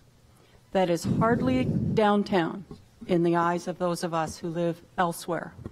And so I have to point that out as a point of history. So our history is we see money generated in an area near us, and the money generated there is not invested near us so much as it's invested elsewhere. So that lesson is still learned and is still a hot topic. And I would say that we are wary of hearing that one wonderful district would be just the final solution for solving all the problems of impact fees and where they should be generated, where it should be invested. So we have a problem with that in our area because we do not have the facilities that are in a huge quantity in other parts of the town. We are paying for things we're not getting. And I keep saying that at this table. We talk about the incentives that are used in so many projects. Would you say that the majority of the incentives that are on the books right now are used in a lot of places that are not in wards 4 and 5? Would you say that that's a fair estimate? Geographically, there's additional incentives, particularly downtown, but the primary job incentive, which is a citywide incentive, has probably been used a lot in wards 5 and 4 because that's where you have those big projects where you get a lot of employees. So, for instance, Raytheon. Right. So, but you are right that both the Central Business District, which is a state-imposed district, which every city gets and is generally downtown, and the Rio Nuevo District, which you're right. Some of that Park Place money, the focus is always sort of stayed in the downtown area. But what I would point out to you, Councilor Scott, in giving some thought to this citywide district, is that in creating it, there's still a couple steps that have to be taken to make that nexus. And one is you have to have the project list, so we'll see what is close. And two, there has to be some projection with regard to growth, and it is likely that the east and southeast side is going to see a lot of that. And so I would assume, and we'll see when it comes around, that those projects will correlate proportionately, whether it be one district or not. And I think that's where you can get your check on it, and should keep a close eye, because we understand. That's my job, is to make sure that people here are aware that there has been a history so far of some of the money generated in one part of town has not necessarily been primarily spent there, and we've always questioned, well, where where did that money go, and why don't I see another park or another improvement out here? Why don't we have a police station in Ward 4? How long has Ward 4 been sort of in the city? Oh, let's see, a long time. And yet there isn't a huge station, a significant police station, for example, in Ward 4. And I think that's odd. It's assuming that we don't need it. There is indeed a need for coverage throughout the entire city so that response times are not really long in one part of the city and very short in another. We're paying for these things. We want these services. We think we are paying for them, and we'd like to see a return on our investment. Right now, there are RTA monies, there are police and fire monies coming in, and parks money coming in. So we're saying, all right, since we have this additional funding for those particular specific needs, let's take a look at what areas of town, and I could mean embrace the entire city, what areas of town have the greatest need for more improvements than have been given so far. And that has been my hue and cry for many years. So I'm saying that one area impact fee, I'm open to the discussion, but we do have a history out where I live where it has not proven to be fruitful for us, and we do have a lot of families and children, and we have affordable housing issues just like everybody else, and we just want to make sure that we have parity and equity with regard to that. As I say, I'm still concerned about the list of so-called capital projects, which you've said, sir, that in the Parks Department is that those things that are being addressed in the Bond 407 are maintenance. Well, that's great if you've got a park. We just look for those kinds of amenities that we would love to see more of so that our children don't have to go traipsing across the rest of the city to find a place to go and play a sport. And they've been doing that for years. You have to pack a lunch in some cases to go and play a sport and have fun. So I think those are some of the things, the revitalization of downtown and the investment down there has come from the private sector with incentives, and that came as a direct result of the investment of the streetcar. So what happened after that arrived? Man, here come the restaurants and other apartments and residential dwellings. That was a great thing, and I'm happy about that. But again, when you say growth has happened in a lot of places, well, the intensity have happened as a result of the private sector jumping in to revitalize downtown, which did need it, and I'm very happy about that. But I do think we need to take a look at other places where even somebody's grandchildren live, out in Rita Ranch, as I recall. Councilmember Fimbres. It's actually Vail. I want to echo what Councilwoman Scott has said, because we ask the citizens and we ask the private sector to invest in the city of Tucson and show growth, but are we showing them that what their return is? I have lots of my residents come and tell me that, show me that the money that we generated in Ward 5 is being used for Ward 5 projects, and I can't. I mean, you could go and say Ward 5 includes the west, central, east, and southland areas. What does that mean to Joe citizen? He can't explain it. That's why I've asked for it to be broken down by wards. So when they make an allegation, I can say strongly, that's not true. This is what we're saying, and this is where the money and the investment has come from. The other thing is they tell me, well, downtown, yeah, but that was all G-Plat. So what do you get for 8 years? What are you generating? We put those incentives in there. And the streetcar was another key factor to that. So those are things that I keep having to respond to on the community, and I want to give them some answers. We're going to ask them again. And then what about the language in Prop 407 and was it 101? Same thing. What does that say to the citizens? We need to make sure that we show transparency, and I don't see doing it this way. It does that. And putting it in one pot, I don't think so. People want to see where their money, their bang for their dollar is. And I know we have lots of issues, we have lots of projects, and I question the map. We've had residential and we've had commercial growth in my area. Yet it doesn't showcase that. You know, we've had the most movement, I think, that we've shown, and I don't see that reflected in that map.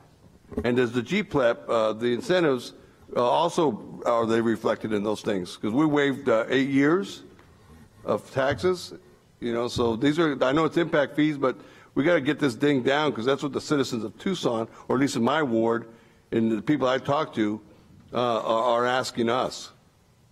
Well, so I think we're still looking at a little, well, purposely it was brought to us, I think, in order, but it really should be reverse order. So I think where we've had success is in our 3 bond issues, our roads, our police and fire roads, and our parks, and in all of them, we spent a lot of time, all of us, saying these are the specific projects and everybody in their ward and the like. I think we can do the same thing here.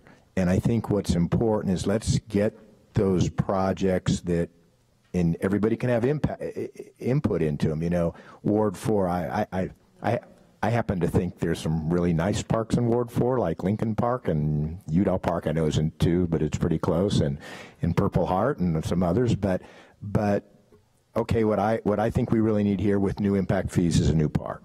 Okay, and let's get that list together. And then I don't think it's going to be as big an issue as to how these things divide out. But I don't think we can have a meaningful conversation until we see that list. And that's kind of where I'm at on it. Councilman Kozachi. So the conversation about where the development has happened, retail dollars are going to follow density, and that's just natural. The streetcar was good, but 10 years ago we did not have a list of 22 different economic incentive tools in a toolkit that now exist. Some of it applies by statute to a central business district. Much of it applies citywide. The Rio Nuevo district does extend out to Park Place. There's nothing that prevents Rio Nuevo, when they see the density that would justify their investing out there, to put money into the Rio Nuevo TIF district at Wilmot Speedway. Nothing stopping them from doing that. But retail investment is going to follow where the density is. As far as the GPLET is concerned, you're kind of preaching to Robert Royce here. It's not a giveaway. We have to demonstrate by state law that the benefits back to the taxpayers exceed the value of the GPLET. So it's not a giveaway, and we ought to be able to explain that to our residents. I agree that and I said this, that the concept or the conversation about a single district, or whatever it's in center district, is fine as long as there's some element of ward equity built into it. And I will tell you that if, you know, all the comments about one area of town getting incentives another, I will tell you that Midtown is feeling a little bit bitten right now because of the reallocation of residential road dollars that came with the Prop 101 discussion. So, you know, it goes both ways. So let's keep the conversation going, but I embrace the notion of ward equity, and yeah, but let's not constrain ourselves so much that we lose the opportunity to invest in what could be a regional park, that irrespective of where it's located. All right. Well, I think that staff hasn't been given more than enough to chew on. It would be nice to see you in 30 to 45 days at the longest to start really honing down on these projects. I think that'll make it where everybody will feel a lot better about it. Mr. Manager? Mr. Mayor, thanks for the feedback to the entire council. I think it was very helpful. We will come back to you in about 30 days with we'll call it a draft list of projects, get into more detail. I think that your comments here can be incorporated and addressed. And we'll certainly do that within the next 30 days. Okay, great. Thank you. Thank you, Scott. Thank you, Alicia. Thank you very much. It was great feedback. All right. Amber, you're out of luck. I am going to hop on to item 7 because that item ran about half an hour for what we allotted for, and I want to make sure that we get in this discussion before we get the next good report. So I'm going to move ahead to item 7. Mike, do you have who you need here for that? They're here. Okay. Thanks, Anna. Employee compensation and benefits scheduled for 45 minutes. Vice Mayor Fimbres, Council Members Romero and Cunningham have requested discussion of employee compensation and benefits scheduled for 45 minutes. Mr. Fimbres, I think you were the lead on this. Do you want to send it over to Council Member Romero? We had good conversations with the city manager and staff, and we come up with a kind of a plan, and I'll have my colleagues Regina and Mr. Cunningham also. All right. Well, why don't we want to hear what? Yeah. Why don't we do that? Why don't we go to Anna? Why don't you show us what you have, and then we'll. Mr. Mayor, and we'll get down in a second. I just want to make sure that there's clarity for the council. I'm not necessarily looking for a decision today. Certainly comments, much like what we just had on the impact fees, would be helpful. Keep in mind that this is one piece of the budget. We'll be having more conversations over the next several weeks, and it'll be difficult for you to make a decision on any one without knowing the context of the rest of it. So I just wanted to let you know that we're obviously up for feedback, but I'm not necessarily looking for a decision today. And Mr. Mayor, if I may jump in before the presentation starts, Councilmember Cunningham and Vice Mayor Fimbres and I have been discussing this for quite some time. We've been very clear with staff and the city manager's office about our concern with the state minimum wage coming up, that the employees in the city of Tucson are rubbing up against the state minimum wage coming up. And that many employees, and we sent a memo back on January 31st, we gave examples of city workers that have been working in the city of Tucson and yet for many years, and yet are still making $12 an hour. So as the state minimum wage pushes up, it really compresses those employees, especially the blue collar workers, on what they're earning. So some examples, for example, there's a groundskeeper at Parks and Recreation that has been working with the city of Tucson for 11 years, making $12.27 an hour. A senior recreation worker with 13 years of service with the city, making $11 an hour. An aquatics program supervisor with 13 years of service, making $11.85 an hour. And so what we were thinking, council members Fimbres, Cunningham, and myself, was why don't we deal with the state minimum wage coming up, compressing those that are making $11, $12 an hour, and start thinking about compensation in the city of Tucson from the bottom up. And so this conversation has evolved. We've gotten input from the city manager's office, from both your offices, and the possibility of moving in that direction was indicated by the city manager in our mayor and council budget retreat on January 28th.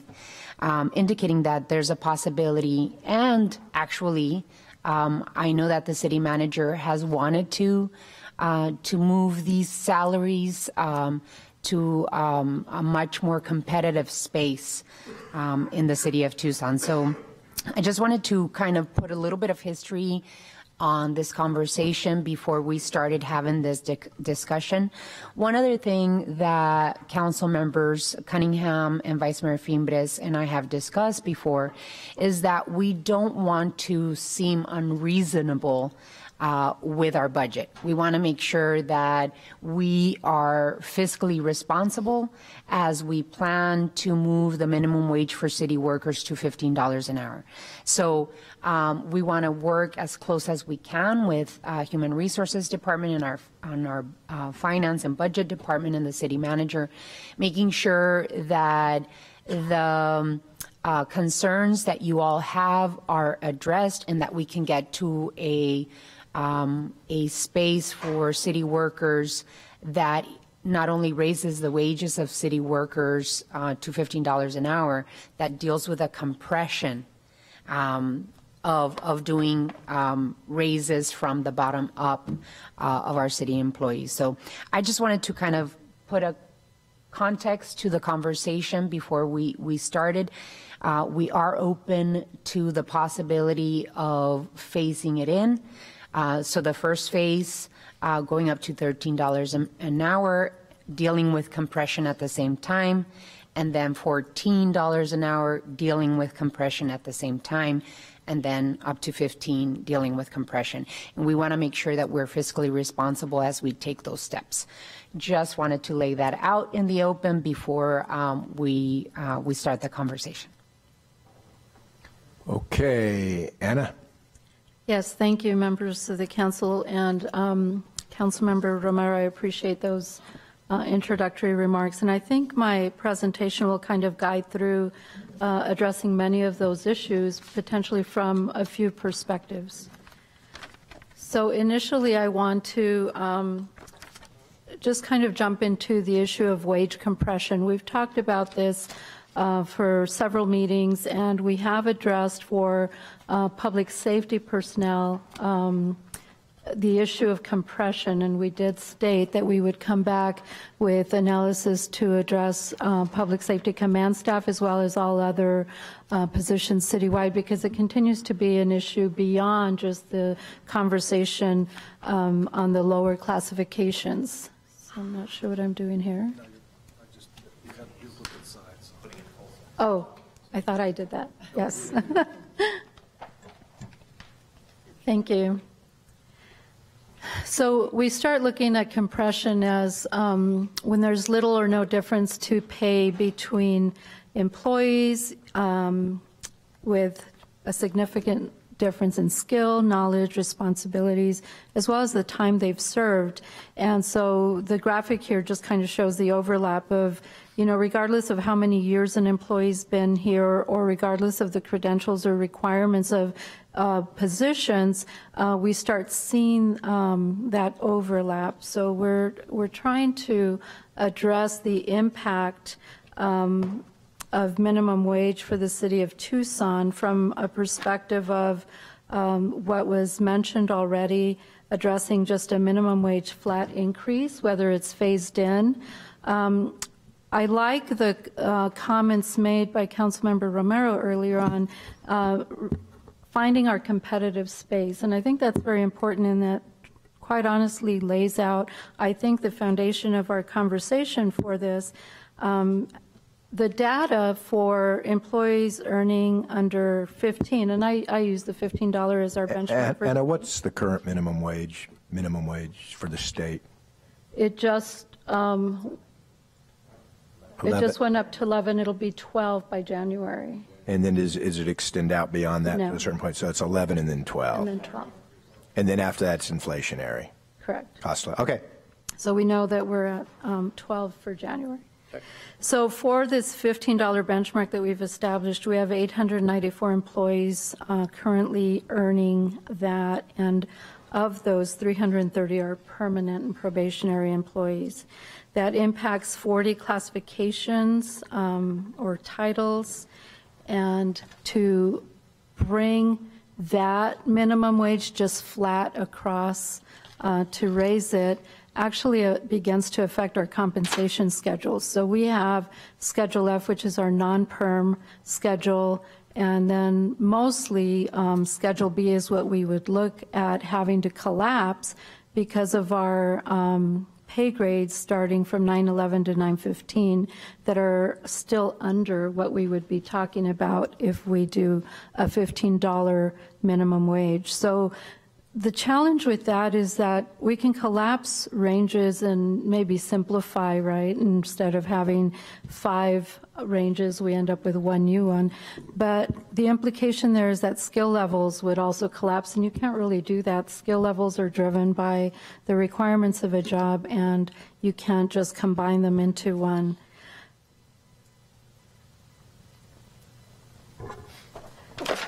So next kind of gives you an indication of the cost.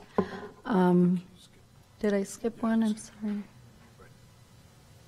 Okay, I thought I had that one first. I'm sorry. So this is the cost of what the impact would be for the minimum wage increase, and that's the $1.8 million to the general fund, and that's inclusive of FICA and retirement costs. and then it separates out the cost to other enterprise funds as well. Perm and non-perm. That's correct. That's all. Yes, that's all, including non-perms, and yes. And just keeping in mind that we still have a total cost across the entire city of decompression for all others at a cost that we've estimated at about $3.6 million. That's on top of the 1.8, correct? That's correct. Okay. Now, okay. And these numbers reflected if we do it all in one fell swoop. Across, yes. Okay, so it's about 5.4 million if we do it all at the same time. That would be correct. But these numbers don't reflect a phased-in approach. Correct. Okay. Not here. So staff recommends really looking at things more from a classification perspective, market, and I'll show you some of what those scenarios might look like. But here's also a look at all of that cost that I just went into. So the 894 employees, if you look at the top row over down to the right, that's where you find the 1.8 million. That includes EREs, or at least retirement and FICA for this purpose. So that just gives you a little more of a breakdown if it's all employees, non-perms, or only active. If you're only looking at the 330 active employees, the cost lessens with EREs for general fund to about 1.2 million. When I mentioned the 40 classifications earlier that are impacted by the 330 permanent employees, here's a look at what that is. If you notice this chart, this breaks down for you the number of employees within each classification. On the columns, you see two numbers. The number of incumbents below the $15 minimum wage in this, from this analysis are reflected outside of parentheses, so they don't have any parentheses. And then those incumbents that currently do earn more than 15 are reflected in parentheses. So if you look all the way down to the right column, down towards the middle, you have your total. Total earning under 15 in these 40 classifications are the 330. But total incumbents earning over $15 in these same classifications are 228. So that would be another look that, you know, to decompress this group, you know, would be a different analysis that we could conduct as well. I also further broke it down in the next slide, the earnings and the types of classifications that are impacted, going down from $11 all the way to $16 an hour in this slide.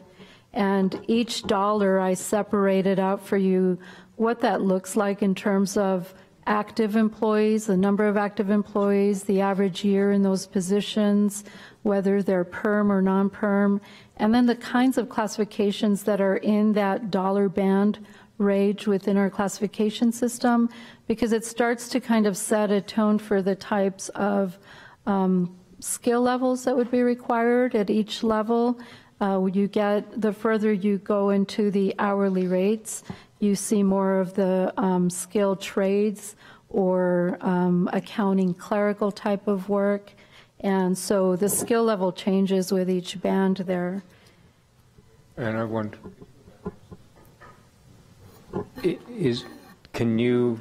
this is a combination of both perm and non-perm, right? This is only perm. These are only perm, the 40 are only perm. Okay. Yes, the 40 are only permanent classifications. I additionally provided a breakdown of hourly rates from $16 to $24 an hour, separated by a dollar increments. And that goes, the 2404 reflects a $50,000 salary. Just to show also the types of categories that we have, skill levels that begin to increase, and the types of employee numbers that we have in subsequent classifications that we would eventually consider as well. Next, I want to show also that we took those 40 classifications and we looked at market. Market analysis kind of preserves the integrity of the skill level within each of the classification. It staff feels, and part of the recommendation to look at it maybe from this perspective as an alternative, is it maintains kind of the integrity of our classification system, which point factors skills and abilities based on the types of position we're looking for. So we took a look at 40 classifications. This was the region we looked at. We felt a local market was where we wanted to go. We looked at Chandler, Casa Grande, Gilbert, Glendale, Marana, Mesa, Oro Valley, City of Phoenix, Pima County, Sarita, Town of Tempe, U of A, and TUSD. And that was for the permanent classifications in the 40 titles. We found that of those 40 classifications, 29 are below market. That's a significant amount. 8 are above, very few. And 3 that we're still working on because of unique comparisons. We have to maybe do a little more fine-tuning there. So this kind of starts showing a picture that overall we're at about 5.42 below market across all of those positions.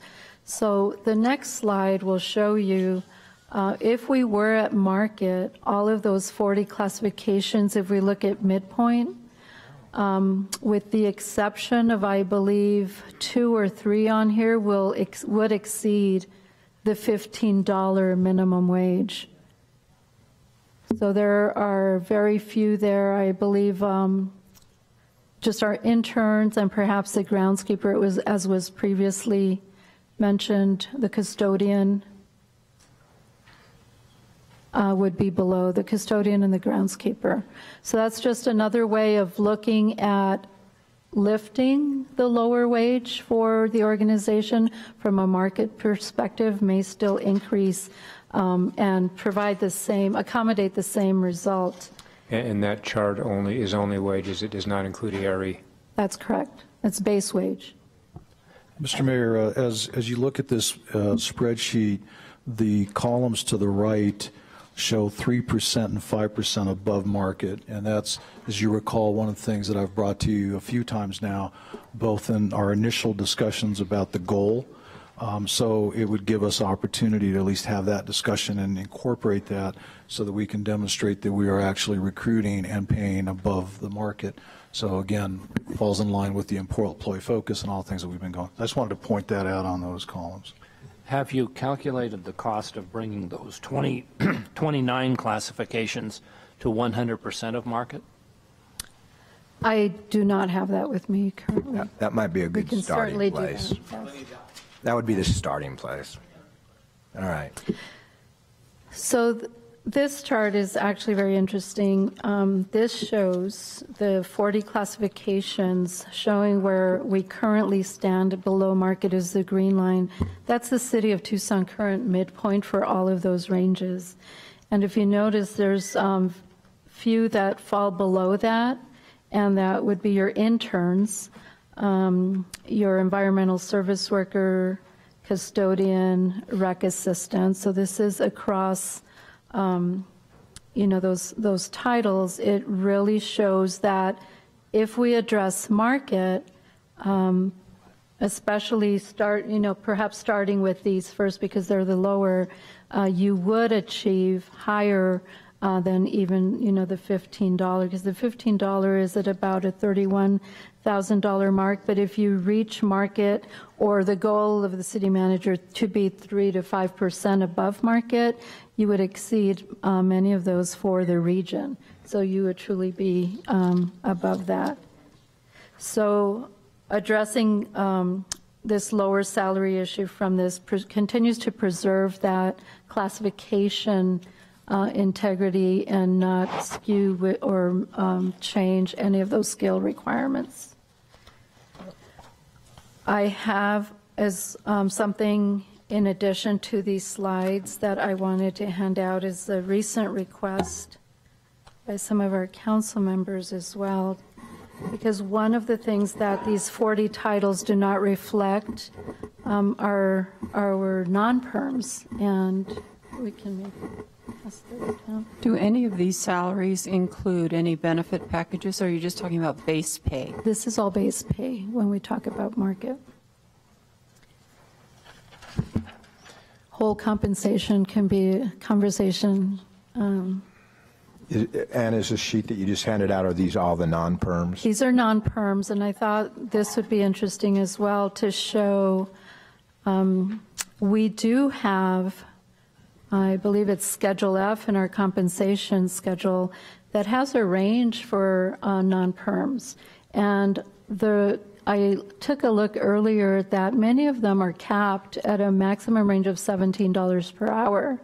This could be an administrative action that we can focus on, especially those that return to us year after year. You'll see those mostly on the intermittent column. We have some employees that are classified as non-permanent, but that have come back to either instruct a course or in KidCo program in excess of 10 or 12 years already, and that still may be earning under the $15 wage. So that's another perspective, that currently their pay schedule does have capacity. The budget may not necessarily, but that could be another budget presentation or budget analysis, where some of these non-perms that have come back to us for several years could be addressed just by increasing budget capacity, but not necessarily having to change anything else, because current pay schedules do have that as their maximum. So that's another perspective there. And then I wanted to hand out one more handout that was also a recent request to take a look at what our employees earn when you look at W-2 wages throughout the organization. And the request was specifically to look at those employees that are below $30,000. Again, that's base wage. It's a two-sided form, and this is inclusive of perm, non-perm, all employees. So you have 683 employees with their W-2s that would include overtime that still earn under $30,000.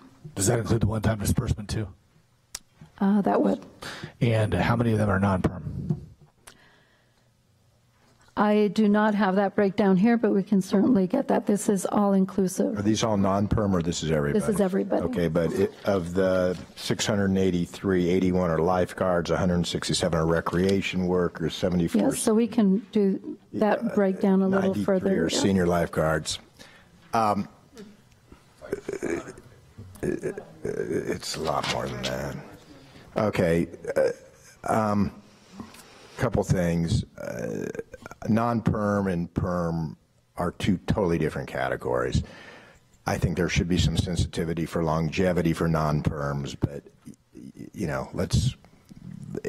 if we're going to prioritize that, I think we should be looking at our permanent workers first, then maybe our senior non-perms. You can't collapse those 5 scales. You can't do it. So, you know, that, okay, and the way you're going to have to do it is I think you are going to have to take a microscopic look at some of these categories. Some of them, a couple do really stand out as like, why are these people not making enough? Correct. And you got to deal with that. You know, I do agree that the better approach is to get to market. And I appreciate the sentiment of trying to get to 103% or 105% of market. But quite frankly, I'd like to get to 100% of market, and I would like to start with the lowest paid employees and work decompression from there. So that's when you're looking at budget this year, that would be where I would like to see the sensitivity or the priority. I don't know about anybody else. Councilmember Cunningham. A few things this afternoon. One of the things is just what we just talked about. I'd like to get a disambiguation between the non-perms and non-perms. We'll carve out something for the senior rec workers or the senior people, the non-perms have been back 17, 18 seasons. We'll carve something out for them as well, but I want to just take a look at the non-perms. I'd like to see the number when— the perms. The perms, excuse me. I'd like to see that number when we come back, and how many of them are below $13.20 an hour, and just see what it would cost us to take that specific group. There's about 125 of them. I'd love to know the actual cost to get them to $13.20 an hour in the next fiscal year. That's the first thing I'd like to ask. I'd like just to ask. I need to know how much that's going to cost. It's the dollar amount, correct? The dollar amount for the perms under $13.20 to get them to $13.20. That's the first thing I want to ask. I went through your list. I did it, and you know, we had this COP midpoint, and we had the COT midpoint out, and then we had the market midpoint hourly. And you go down the list, and you know, a good example: the mail clerk is about 87 cents below market, and this guy's in 29 cents, 77 cents. I've got our groundskeepers are 370 below market. All right, I can't even begin to tell you that we can't operate at that area.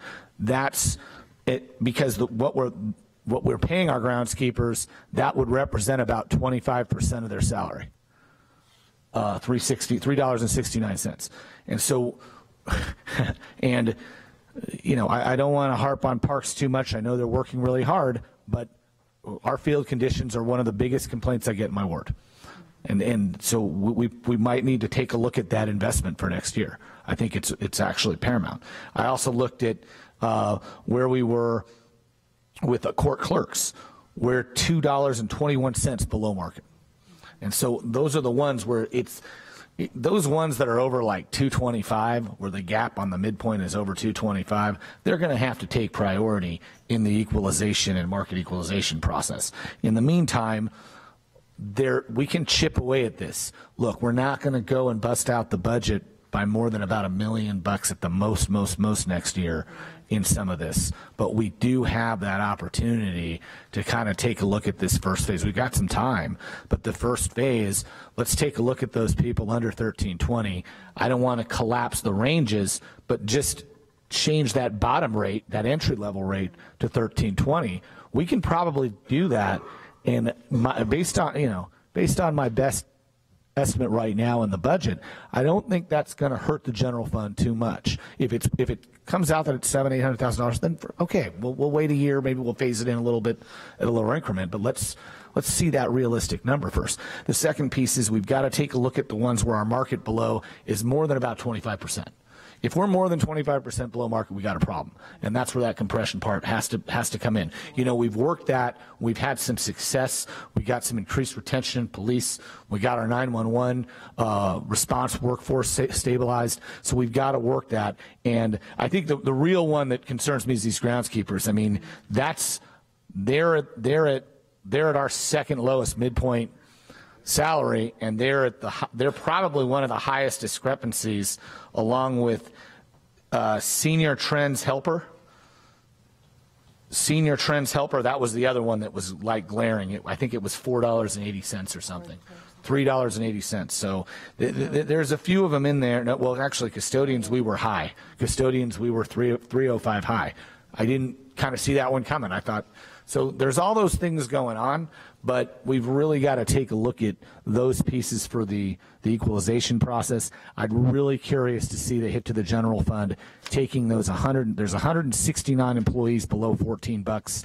Of that 169, my guess is there's 113 and change, maybe 120, 125 that are below 1320. I'd love to see what it looks like to bring them to 1320. And if that hit isn't too high in the next fiscal year, it's something we can do pretty quick. And I think it would make a difference to a lot of those would be the lowest paid workers that we have in this city right now. And I think that would make a big difference. So if we can't do it this year, that's fine. But I want to kind of map it out and see where we are and see how much it costs. So that concludes my remarks for this afternoon. Okay, Councilman Durham.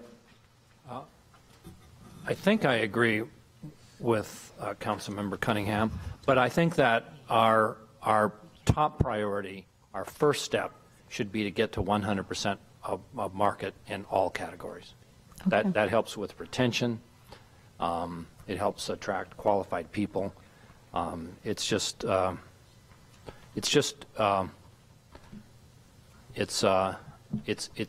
good business. It is. Thank you. Anybody else? I just want to, we're moving in the right direction, and I thank you, the staff, for putting the city manager for working on this, and it's going to come in phases, just like we looked at police and fire. It's going to come in phases, but, you know, like Mr. Durham said and Mr. Cunningham says, this will help cut some of the people that are leaving and maintain our workforce. I mean, for a lot of years, we've asked a lot of our people to do more with less, you know, when I started, and now we're starting to see a good thing, but we got to make sure that we move everybody up. Thank you. Okay. I agree with the notion that we ought to be setting our targets on market. I also agree with Jonathan that there's a difference between permanent and non-permanent workers that we ought need to be taken into consideration as well. Okay. Yeah, Councilman Romero. I think that it's to your points, Mayor. I really want to look at the possibility of looking at the differences between perm and non-perm, but I really feel that longevity is an important issue for non-permanent, because if they keep coming to serve the city of Tucson and its residents, there should be a threshold where they should be considered equal to permanent employees. I think that it's important that we look at the market, but also the more you move the mid-range and mid-level employees according to market, then the groundskeepers and other very poorly paid employees keep staying behind. And so that's why we have to make sure that we're looking at, as Councilmember Cunningham said, we need to make the threshold $13 an hour, at least to begin with permanent employees and non-permanent employees that have longevity with the city of Tucson. I know that we could take a look at this. This is a fairness issue. Getting people even to $15 an hour, that gets them to $31,000. That's not a lot of money for a family of, let's say, 2 or 4. If it's a single parent carrying that household, $15 an hour is $31,000 a year. And so we need to make sure that we're moving in the appropriate direction. I think that based on the conversations I've had before with Joyce and Anna and the city manager, we can find the way of bringing that minimum wage up and dealing with the market, adjusting to market level for those positions that are concerning for the city manager. So we need to look at numbers, to be honest with you. We need to look at numbers and what these requests that we're making of you, what they mean, and what they mean in a phased approach. And I think that the next conversation we have, I don't know when are you planning to come back, Mr. Manager? Mr. Mayor, Councilor Romero, we're actually coming back to you almost every meeting with budget discussions which build on each other. What we'll try to do is, as we start the next discussion, we'll give you an update on this one and some of the info that we've been able to determine. But you're going to get tired of hearing about budget. But we'll be coming back every 2 weeks or at least within the next 30 days and having more discussion about all of it. When can we see numbers on this, on the conversations we're having? Comfortable? Yes. 2 weeks? For this particular Yeah, issue? 2 weeks. 2 weeks. Okay. So we'll get it. So it'll be on the next. March 5th. So just a little tiny caveat. We'll have numbers in 2 weeks. The difficulty is the deadline, as our city clerk likes to remind everyone, is 2 weeks ago, last Friday. So we'll get you, as soon as we get them, we'll get them to you. They may not be through SIRE, but we'll get them to you just so that you have them ahead of time. But we're working through this. I just don't want you to think we're late on that. Because, That's fine. Okay. And I just want to have an idea as to when we have this discussion again, because we don't have any numbers. So without having numbers, comparing all employees versus perm and longevity, non-perm, without having numbers, we can't move as in another step. Anna, Joyce, in as nice a way as I can say it, dealing papers at the table. We need, if a meeting's on a Tuesday, we need to see the stuff by Thursday. Very well. Yeah, so if it's March 5th, and again, it doesn't have to be SIRE materials, but just so that we can digest it over the weekend. So, Mr. Mayor, one of the pieces, and I appreciate that, we do get questions up to Monday evening, which we're fine with, and then we try to address them overnight and get you that information, but we certainly can get you the questions that you asked today prior to the meeting on Thursday. I did want to also mention, Mr. Mayor, as you're going through this, this is consistent with some of the goals that you established almost 3 years ago, where we said we were going to address salaries, but we're also going to do it in a way that would target not only the lower paid folks like what we've been talking about here, but also those areas where we've had trouble recruiting and retaining. You picked up, Councilmember Cunningham, you picked up on the courts employees, the courts clerk. We have a tremendous time trying to keep those folks in line, or as far as here, that we train them and they're gone, and that's not a good thing. So it will be a part of this, and I think as we go down this path, you will see we'll target certain areas, and we're going to tell you that we're having trouble recruiting and retaining in certain areas, but it's got to be a holistic approach. And like I said, I know you're going to build.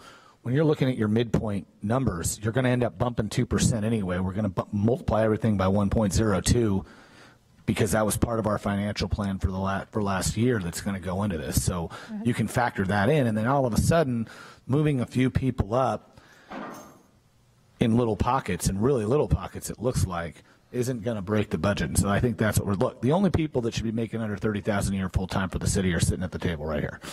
We're the only six. Other than that, everybody else. All right, that's the goal. We have good direction to come back with numbers. You got it. Okay. Thank you. I'm going to let that last softball just go. We still have, what I mean is we still have a few more slides, not on this topic, but related. So on. Okay. Something about, I forgot already. So the rest of the presentation today focused on other employee benefits and changes coming your way. We'll be presenting more. This is just high level. On January, Mayor and Council provided directions to proceed with self-insurance. We're moving along that way. We do have a March item coming on consent agenda that was continued from today's meeting that will present a trust document. We are in process of recruiting trustees for that self-insured trust, and we will come back with budget numbers for that as well in subsequent meetings. Thank you. Separate from the funding structure, we are also gathering our numbers and rates for the employee plan design and plans for that. So I want to make sure that that's a separate conversation that is isolated from the self-insurance portion and the way we fund our claims versus how we design our plan. So we will be continuing to use Cigna. We still have some time on that current contract. We are not anticipating major plan design modifications. We do have an estimated 7.3% increase in healthcare costs for the upcoming fiscal year. And we have staff working on a rate packet to come back in the March meeting as well. The rate will include a portion to fund our reserves in our new trust. It will include premiums for our stop-loss insurance and additional staff that will be a portion, or it'll all be configured into the trust budget as well. We don't anticipate any premium increases to be absorbed by employees or to be added or transferred over to employees. The city at least is exploring currently in our budget presentations coming up that we will absorb, the city will absorb those costs. Nothing was presented to staff in terms of increases for dental, EAP, or any of the vision plans.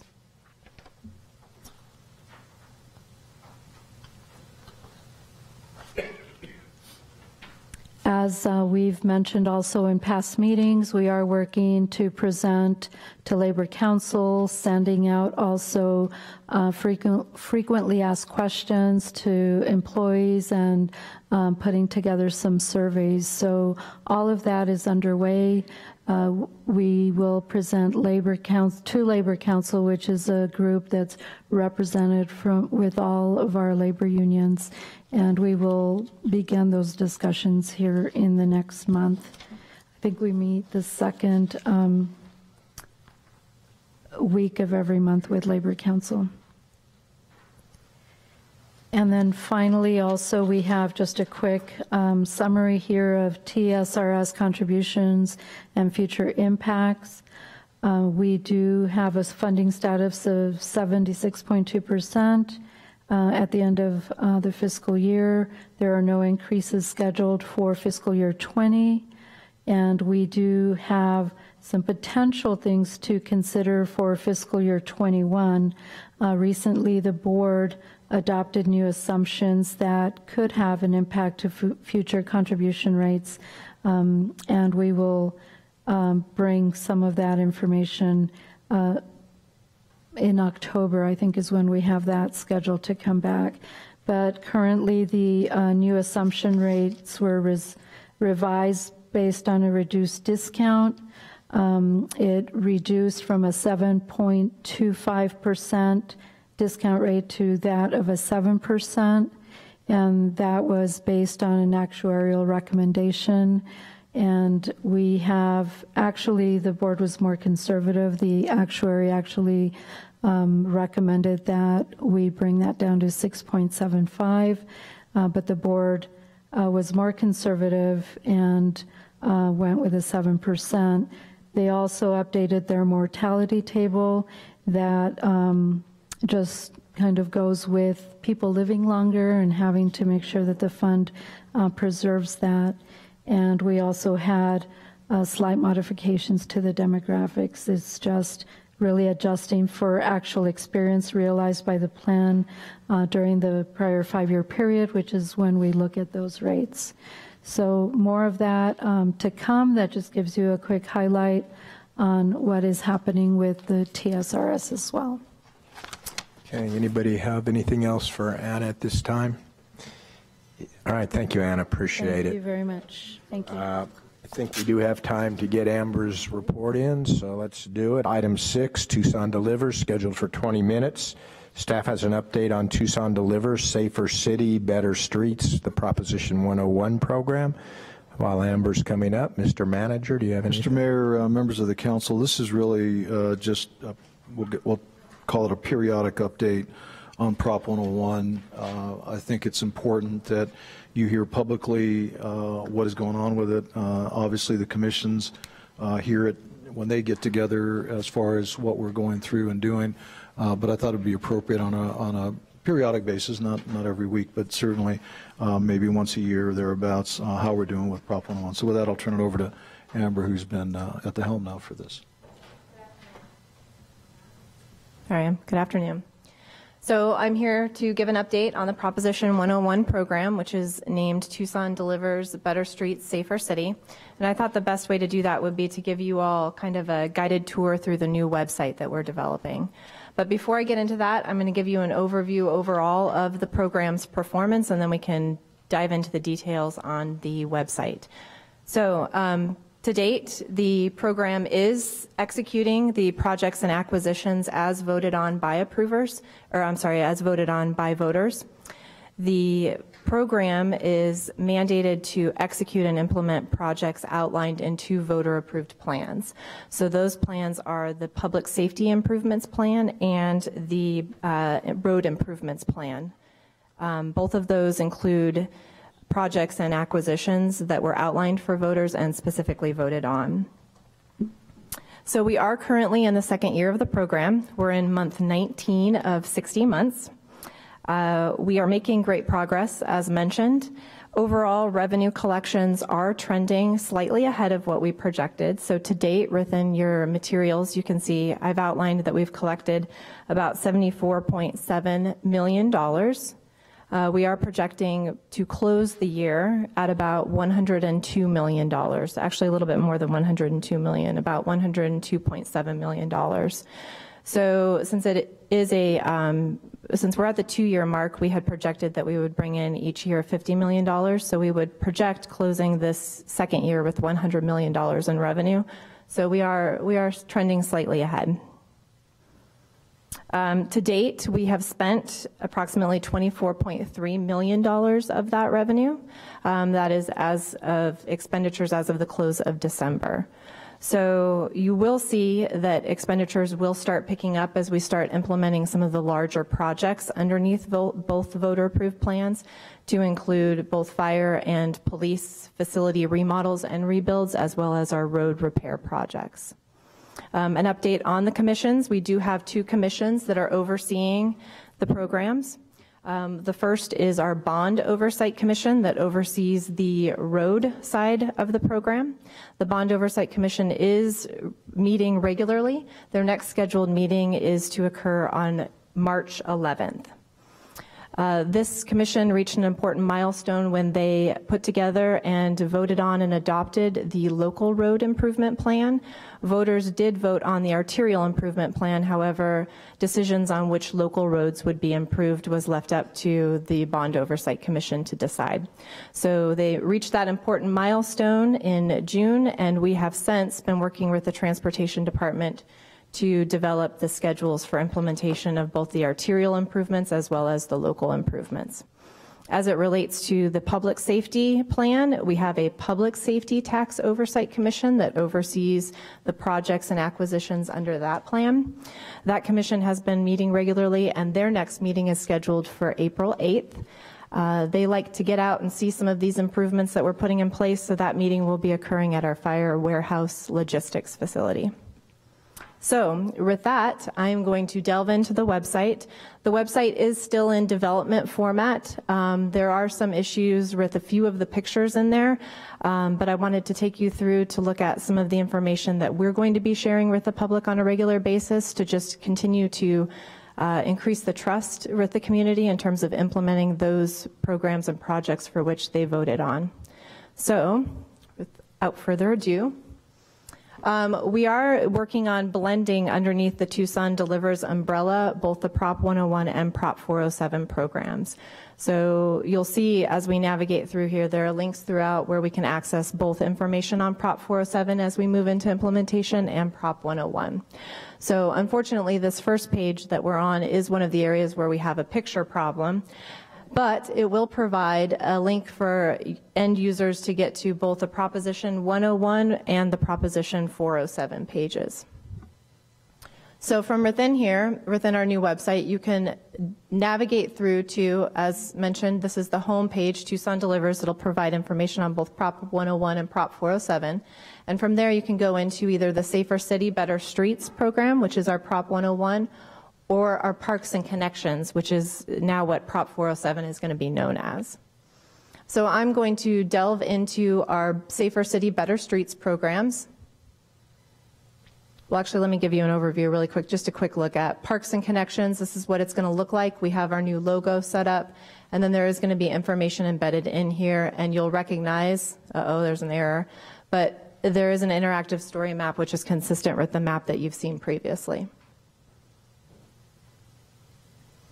In the case of Safer City, Better Streets, so our Prop 101 program, we start with the main page, which is going to provide information on the overall proposition as outlined up here. And throughout the web page, we're going to provide some infographics that provide information on the progress of the program. So what you're seeing here is our revenue collection to date for this program. It is a little bit higher than what you see in your materials because this has been more recently updated. The materials were published with the closing date of December. This is information as of the close of January. So to date, we are at $81.2 million towards our $250 million goal. As we scroll down, we'll get some information on our Safer City program. And really, although the revenues are important to the community, what's more important is the delivery on the actual tangible projects and acquisitions under the project. So what we're trying to do under this category is display progress towards actually acquiring and implementing those improvements. So what you see here is the plan that voters approved was broken out into different categories that included both facilities, fleet, and then within the areas of equipment, personal safety, and technology. So what we're trying to demonstrate through this infographic is performance towards the actual 100% completion of those plan commitments.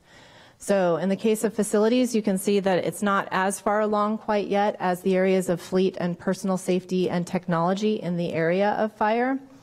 That's because facilities take a little bit more time in terms of both planning, programming, design, and eventual implementation. But in the case of fleet, personal safety, and technology, we have been moving quickly to purchase and acquire and deploy the equipment within those categories. And in future pages within here, you'll see specifically what some of those acquisitions and deployments are of equipment. This can then be toggled, so folks can also see performance on police-related items. And again, in the same categories of facilities, fleet, personal safety, and technology. And then there are within the plan a few shared public safety items to include like our CAD upgrade, improvements at the Public Safety Training Academy. So it then demonstrates, again, in the same format, performance towards the eventual goal. And what you're seeing with the two different shades of colors is both actual expenditures towards those projects as well as encumbrances or commitments to spend those dollars. In other words, we've contracted with the contractor and have programmed those dollars and committed them. So you'll also see on this page some highlight information as it relates to Better Streets revenue related. All revenues that come into the program are split 40% to our Better Streets program, 60% to Safer City. So you see where we're at to date in terms of revenue collection and the revenue collected by fund type. Of the dollars brought into the Better Streets program, 60% goes to our arterial road repair, whereas 40% goes to our local road repair. So from here, I'm going to navigate in and take you a little bit further into the detail as it relates to the streets section of the program and the public safety section of the program. So let's start with streets. Streets, we're going to have a little odometer that counts up here what we've committed to, both in terms of miles of major roads to be repaired as well as our performance on those. This is not yet updated. It will be, and it'll provide a live feed in terms of, again, what we've committed to and where we're at in terms of delivery.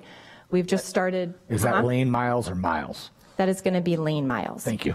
So we have, and this, I'm sorry, this is not an actual number right here. This is a placeholder right now. So.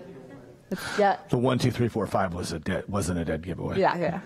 So that is a placeholder. We have started the first arterial road work. So once we start actually finalizing that work, you'll see the odometer update. We'll have updated figures on here. So scrolling down, our streets are very geographically based, so it lends itself nicely to a map type of display. What we're showing here and what we'll continue to update throughout the program is two tabs. One, the status as to where we're at with respect to our streets projects, both arterial and local. Color coding is broken down between those items that are planned, which is our turquoise area, those items that are in design, which is our purple areas, meaning that they're with an actual design firm and they're putting together the design documents so we can soon go out to bid for actual contractors. And then the areas that are active, which are kind of fuchsia purplish color, showing that it's an active construction. There will eventually be a fourth color on this map, which will be complete. So as we progress through the program, we'll see the updates evolving on a regular basis.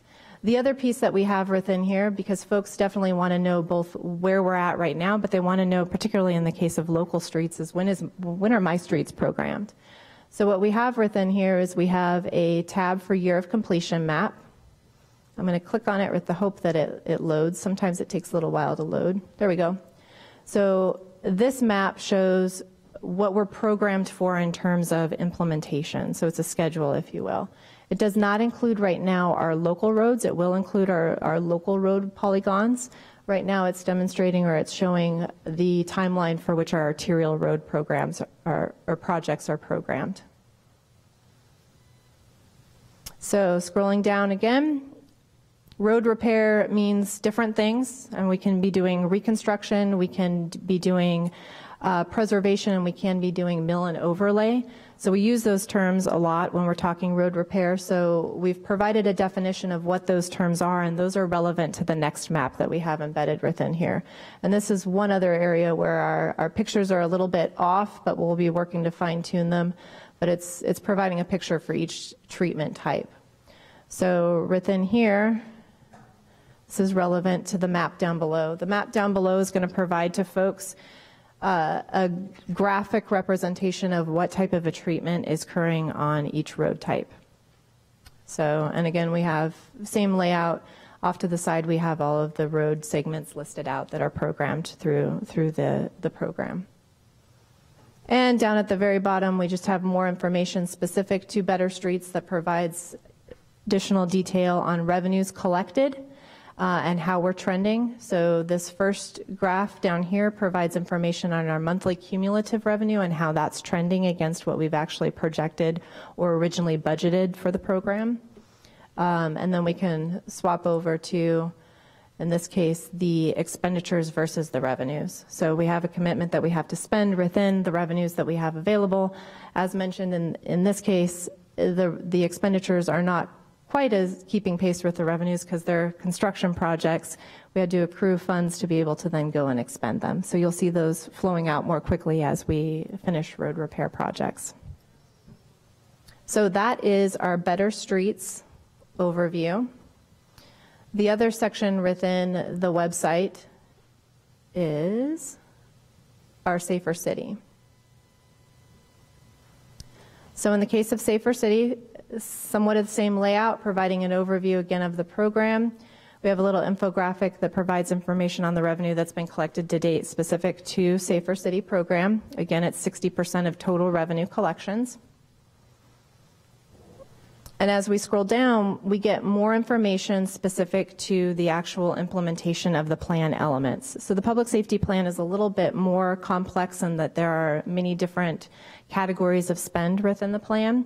What we're doing here is trying to show the community, the public, our progress on each implementation of each plan aspect.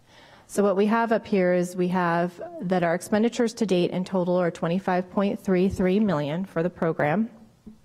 We have different categories that those expenditures fall in. So again, the plan has a category for facilities, fleet, personal safety, technology, and our training academy. So this is interactive in that folks can filter to see what they want to see really in terms of implementation. So you could filter to see completion of a project. And as you scroll down, you see that the plan element that currently is at a completion status is our public safety training track replacement. And it's showing that it's complete and the expenditure on it was $2.23 million. So folks can interact with this and select whatever they choose, filter it down, roll it up. There's also the ability to focus on individual departments. So in the case of public safety, it's fire and police, and then there are those shared public safety projects like the public safety training track replacement. So I'm going to take us down below. I'm going to go all statuses. And I'm going to give you a quick overview as to where we're at on all of the plan elements. So below, down here, we're outlining all of the plan elements and providing a status, what status it's in, the department that it's impacting, the description of the project, and then a note that provides a little bit more detail with respect to the actual implementation of the project or acquisition. So in the case of our public safety computer dispatch that's programmed, it's an upgrade. Upgrade is in progress, and it is expected for completion in July. What's that?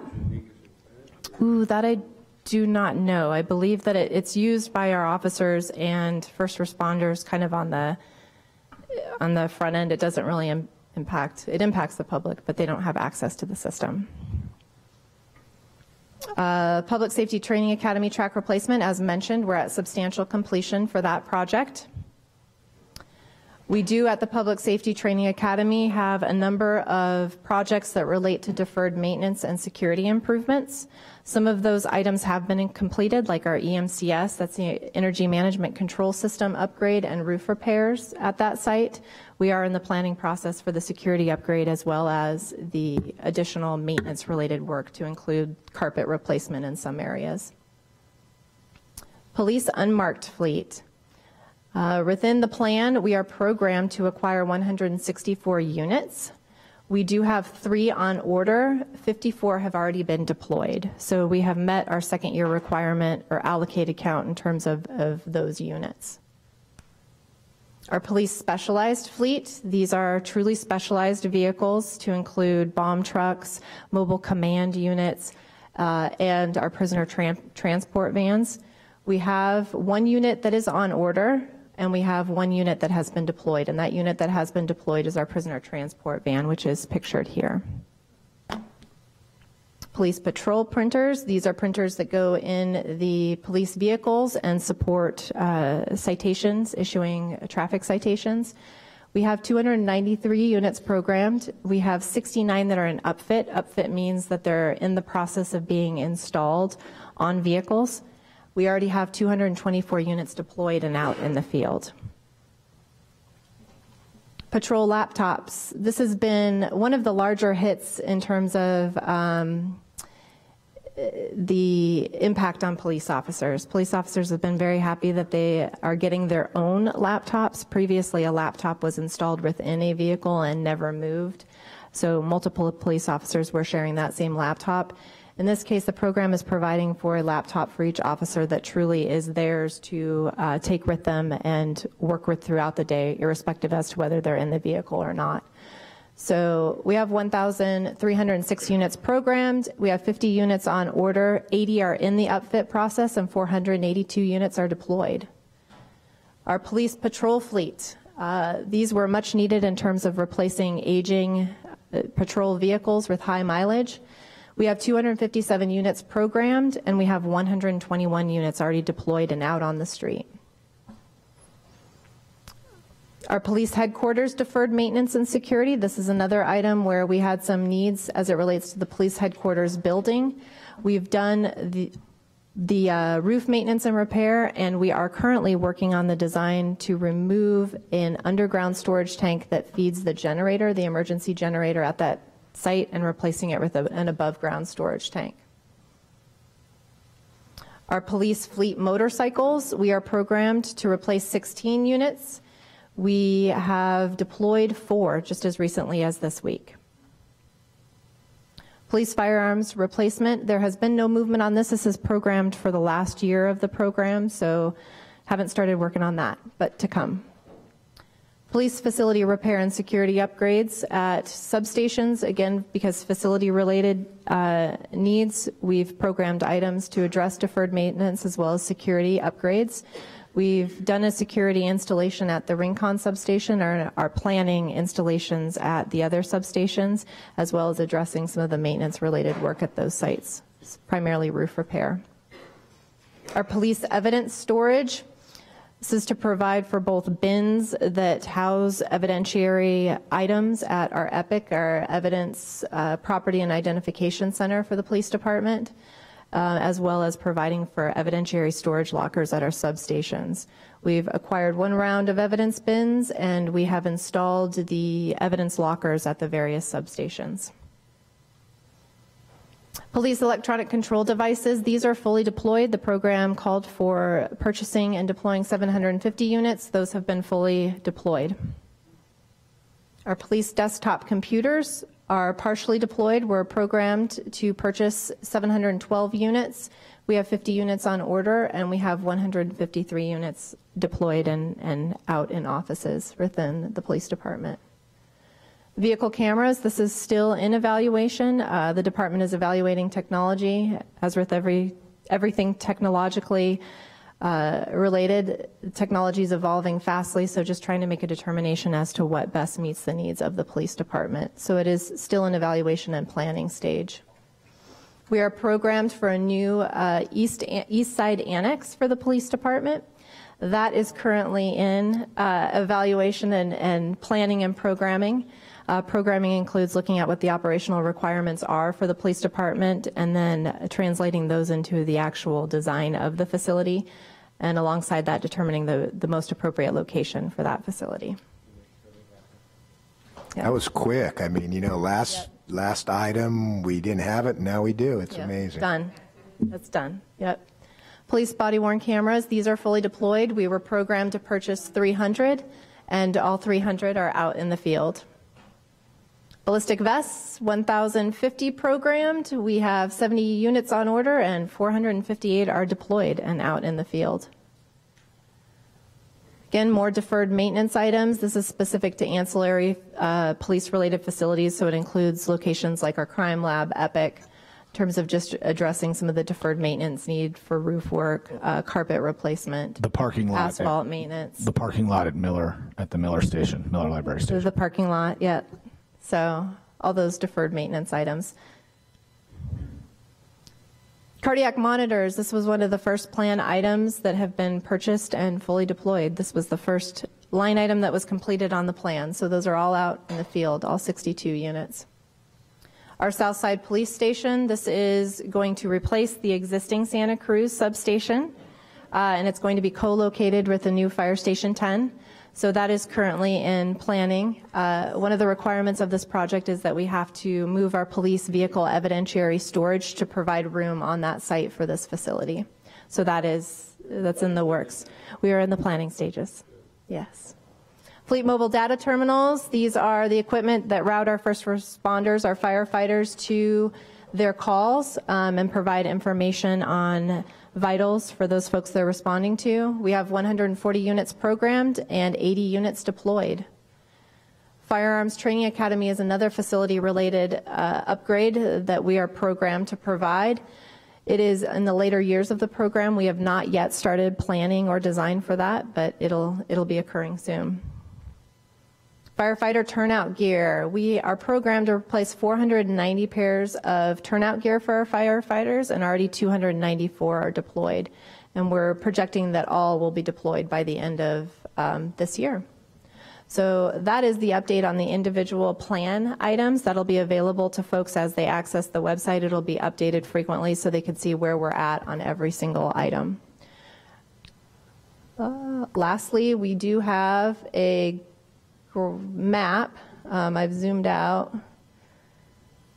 Let's see if I can get it to zoom in. The map is going to provide a geographic visual of where all of our planned facility projects are located.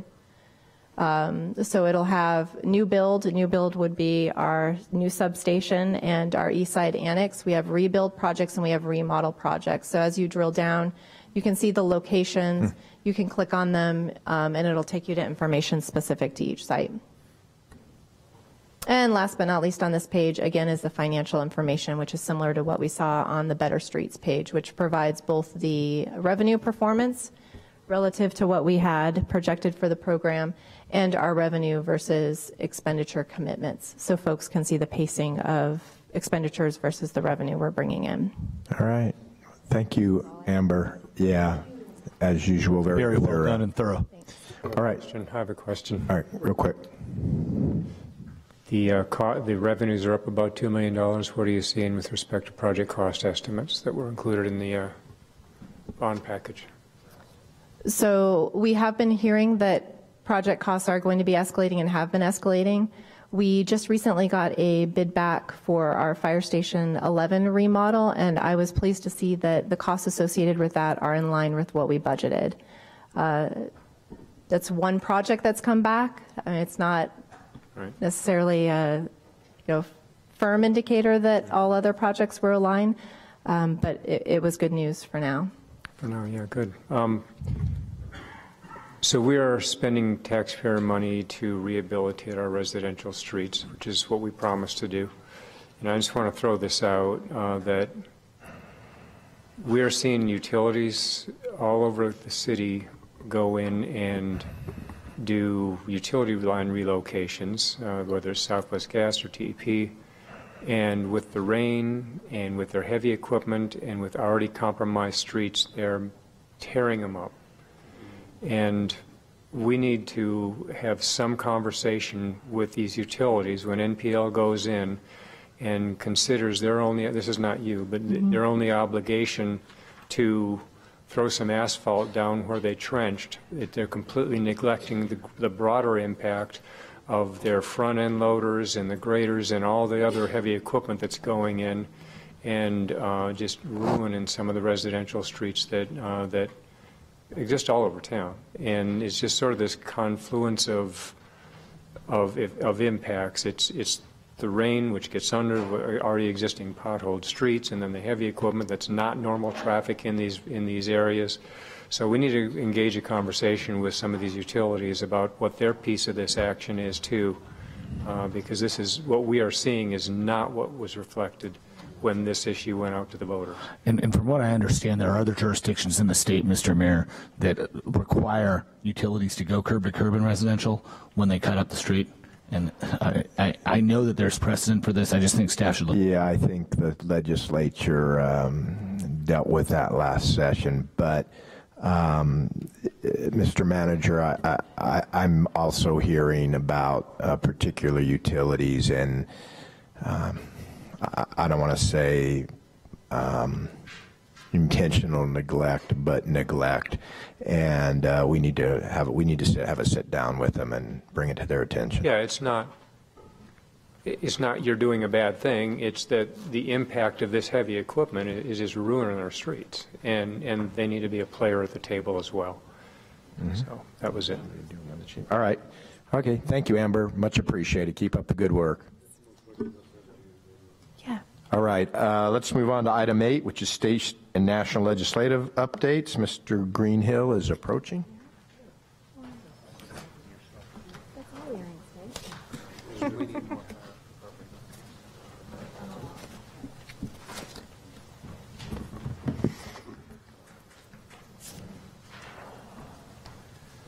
So thank you, Honorable Mayor, members of the council. Some updates from the questions from the Vice Mayor, and then we'll go to the bills. So real quick, there were some questions about postal reform and updates at the in Congress. We did reach out to Representative Cummings at the direction of Mayor and Council. We believe that postal reform will be an item agendized for the House Oversight Committee this year. Sometime in the next 6 to 8 months, we've been led to believe that there'll be a hearing. We did reach out about our interest in Cherry Bell. We heard back from Representative Cummings' staff, who said that they were interested in Tucson's perspectives, especially related to our experience with the consolidation of Cherry Bell. So we feel like we've provided good information and we have their ear. We'll continue to update Mayor and Council and work with them to make sure, again, we're doing everything we can to support Cherry Bell in the upcoming postal reform legislation. There's a question about what happened with the federal budget and how does that affect the city of Tucson. By and large, there haven't been too many changes from what we expected. From the budget agreement earlier, there is a slight increase in CDBG. There's a slight decrease in home funds. There is a decrease in funds that are made available for the build grants. That went down slightly. So, and also that will be more competitive for us as we compete for those grants in the future. And then the last set of questions had to do with the President's declaration of a national emergency. Just some background on that. There's the National Emergencies Act of 1976. It does give presidents broad authority to declare national emergencies, and it's under that authority that President Trump declared one in the effort to try to move some federal dollars around for an intended border barrier project. So that information was sent out to Mayor and Council. As a result, just the other day, 16 states, led by the state of California, sued the administration to try to stop this move. So it'll be heard in federal court in California, and it'll likely go to the Supreme Court at some point. Councilmember Romero. Sorry. On the lawsuits from the states, and this is mostly a question for Mike Rankin. Can cities add an amicus to those, or is there a possibility to add the city of Tucson to the state cases, or how would it work? Councilmember Romero, I'm trying to learn some law in the area of emergency declarations in the last week or so. It's not clear to me that cities will have a voice, whether it's through as amicus or a party, but I'm looking into that, and if the council wants to give direction today that if amicus are to include cities, whether we're authorized to join as an amicus. If we can move in that direction? You're researching it now. Yes. Yeah.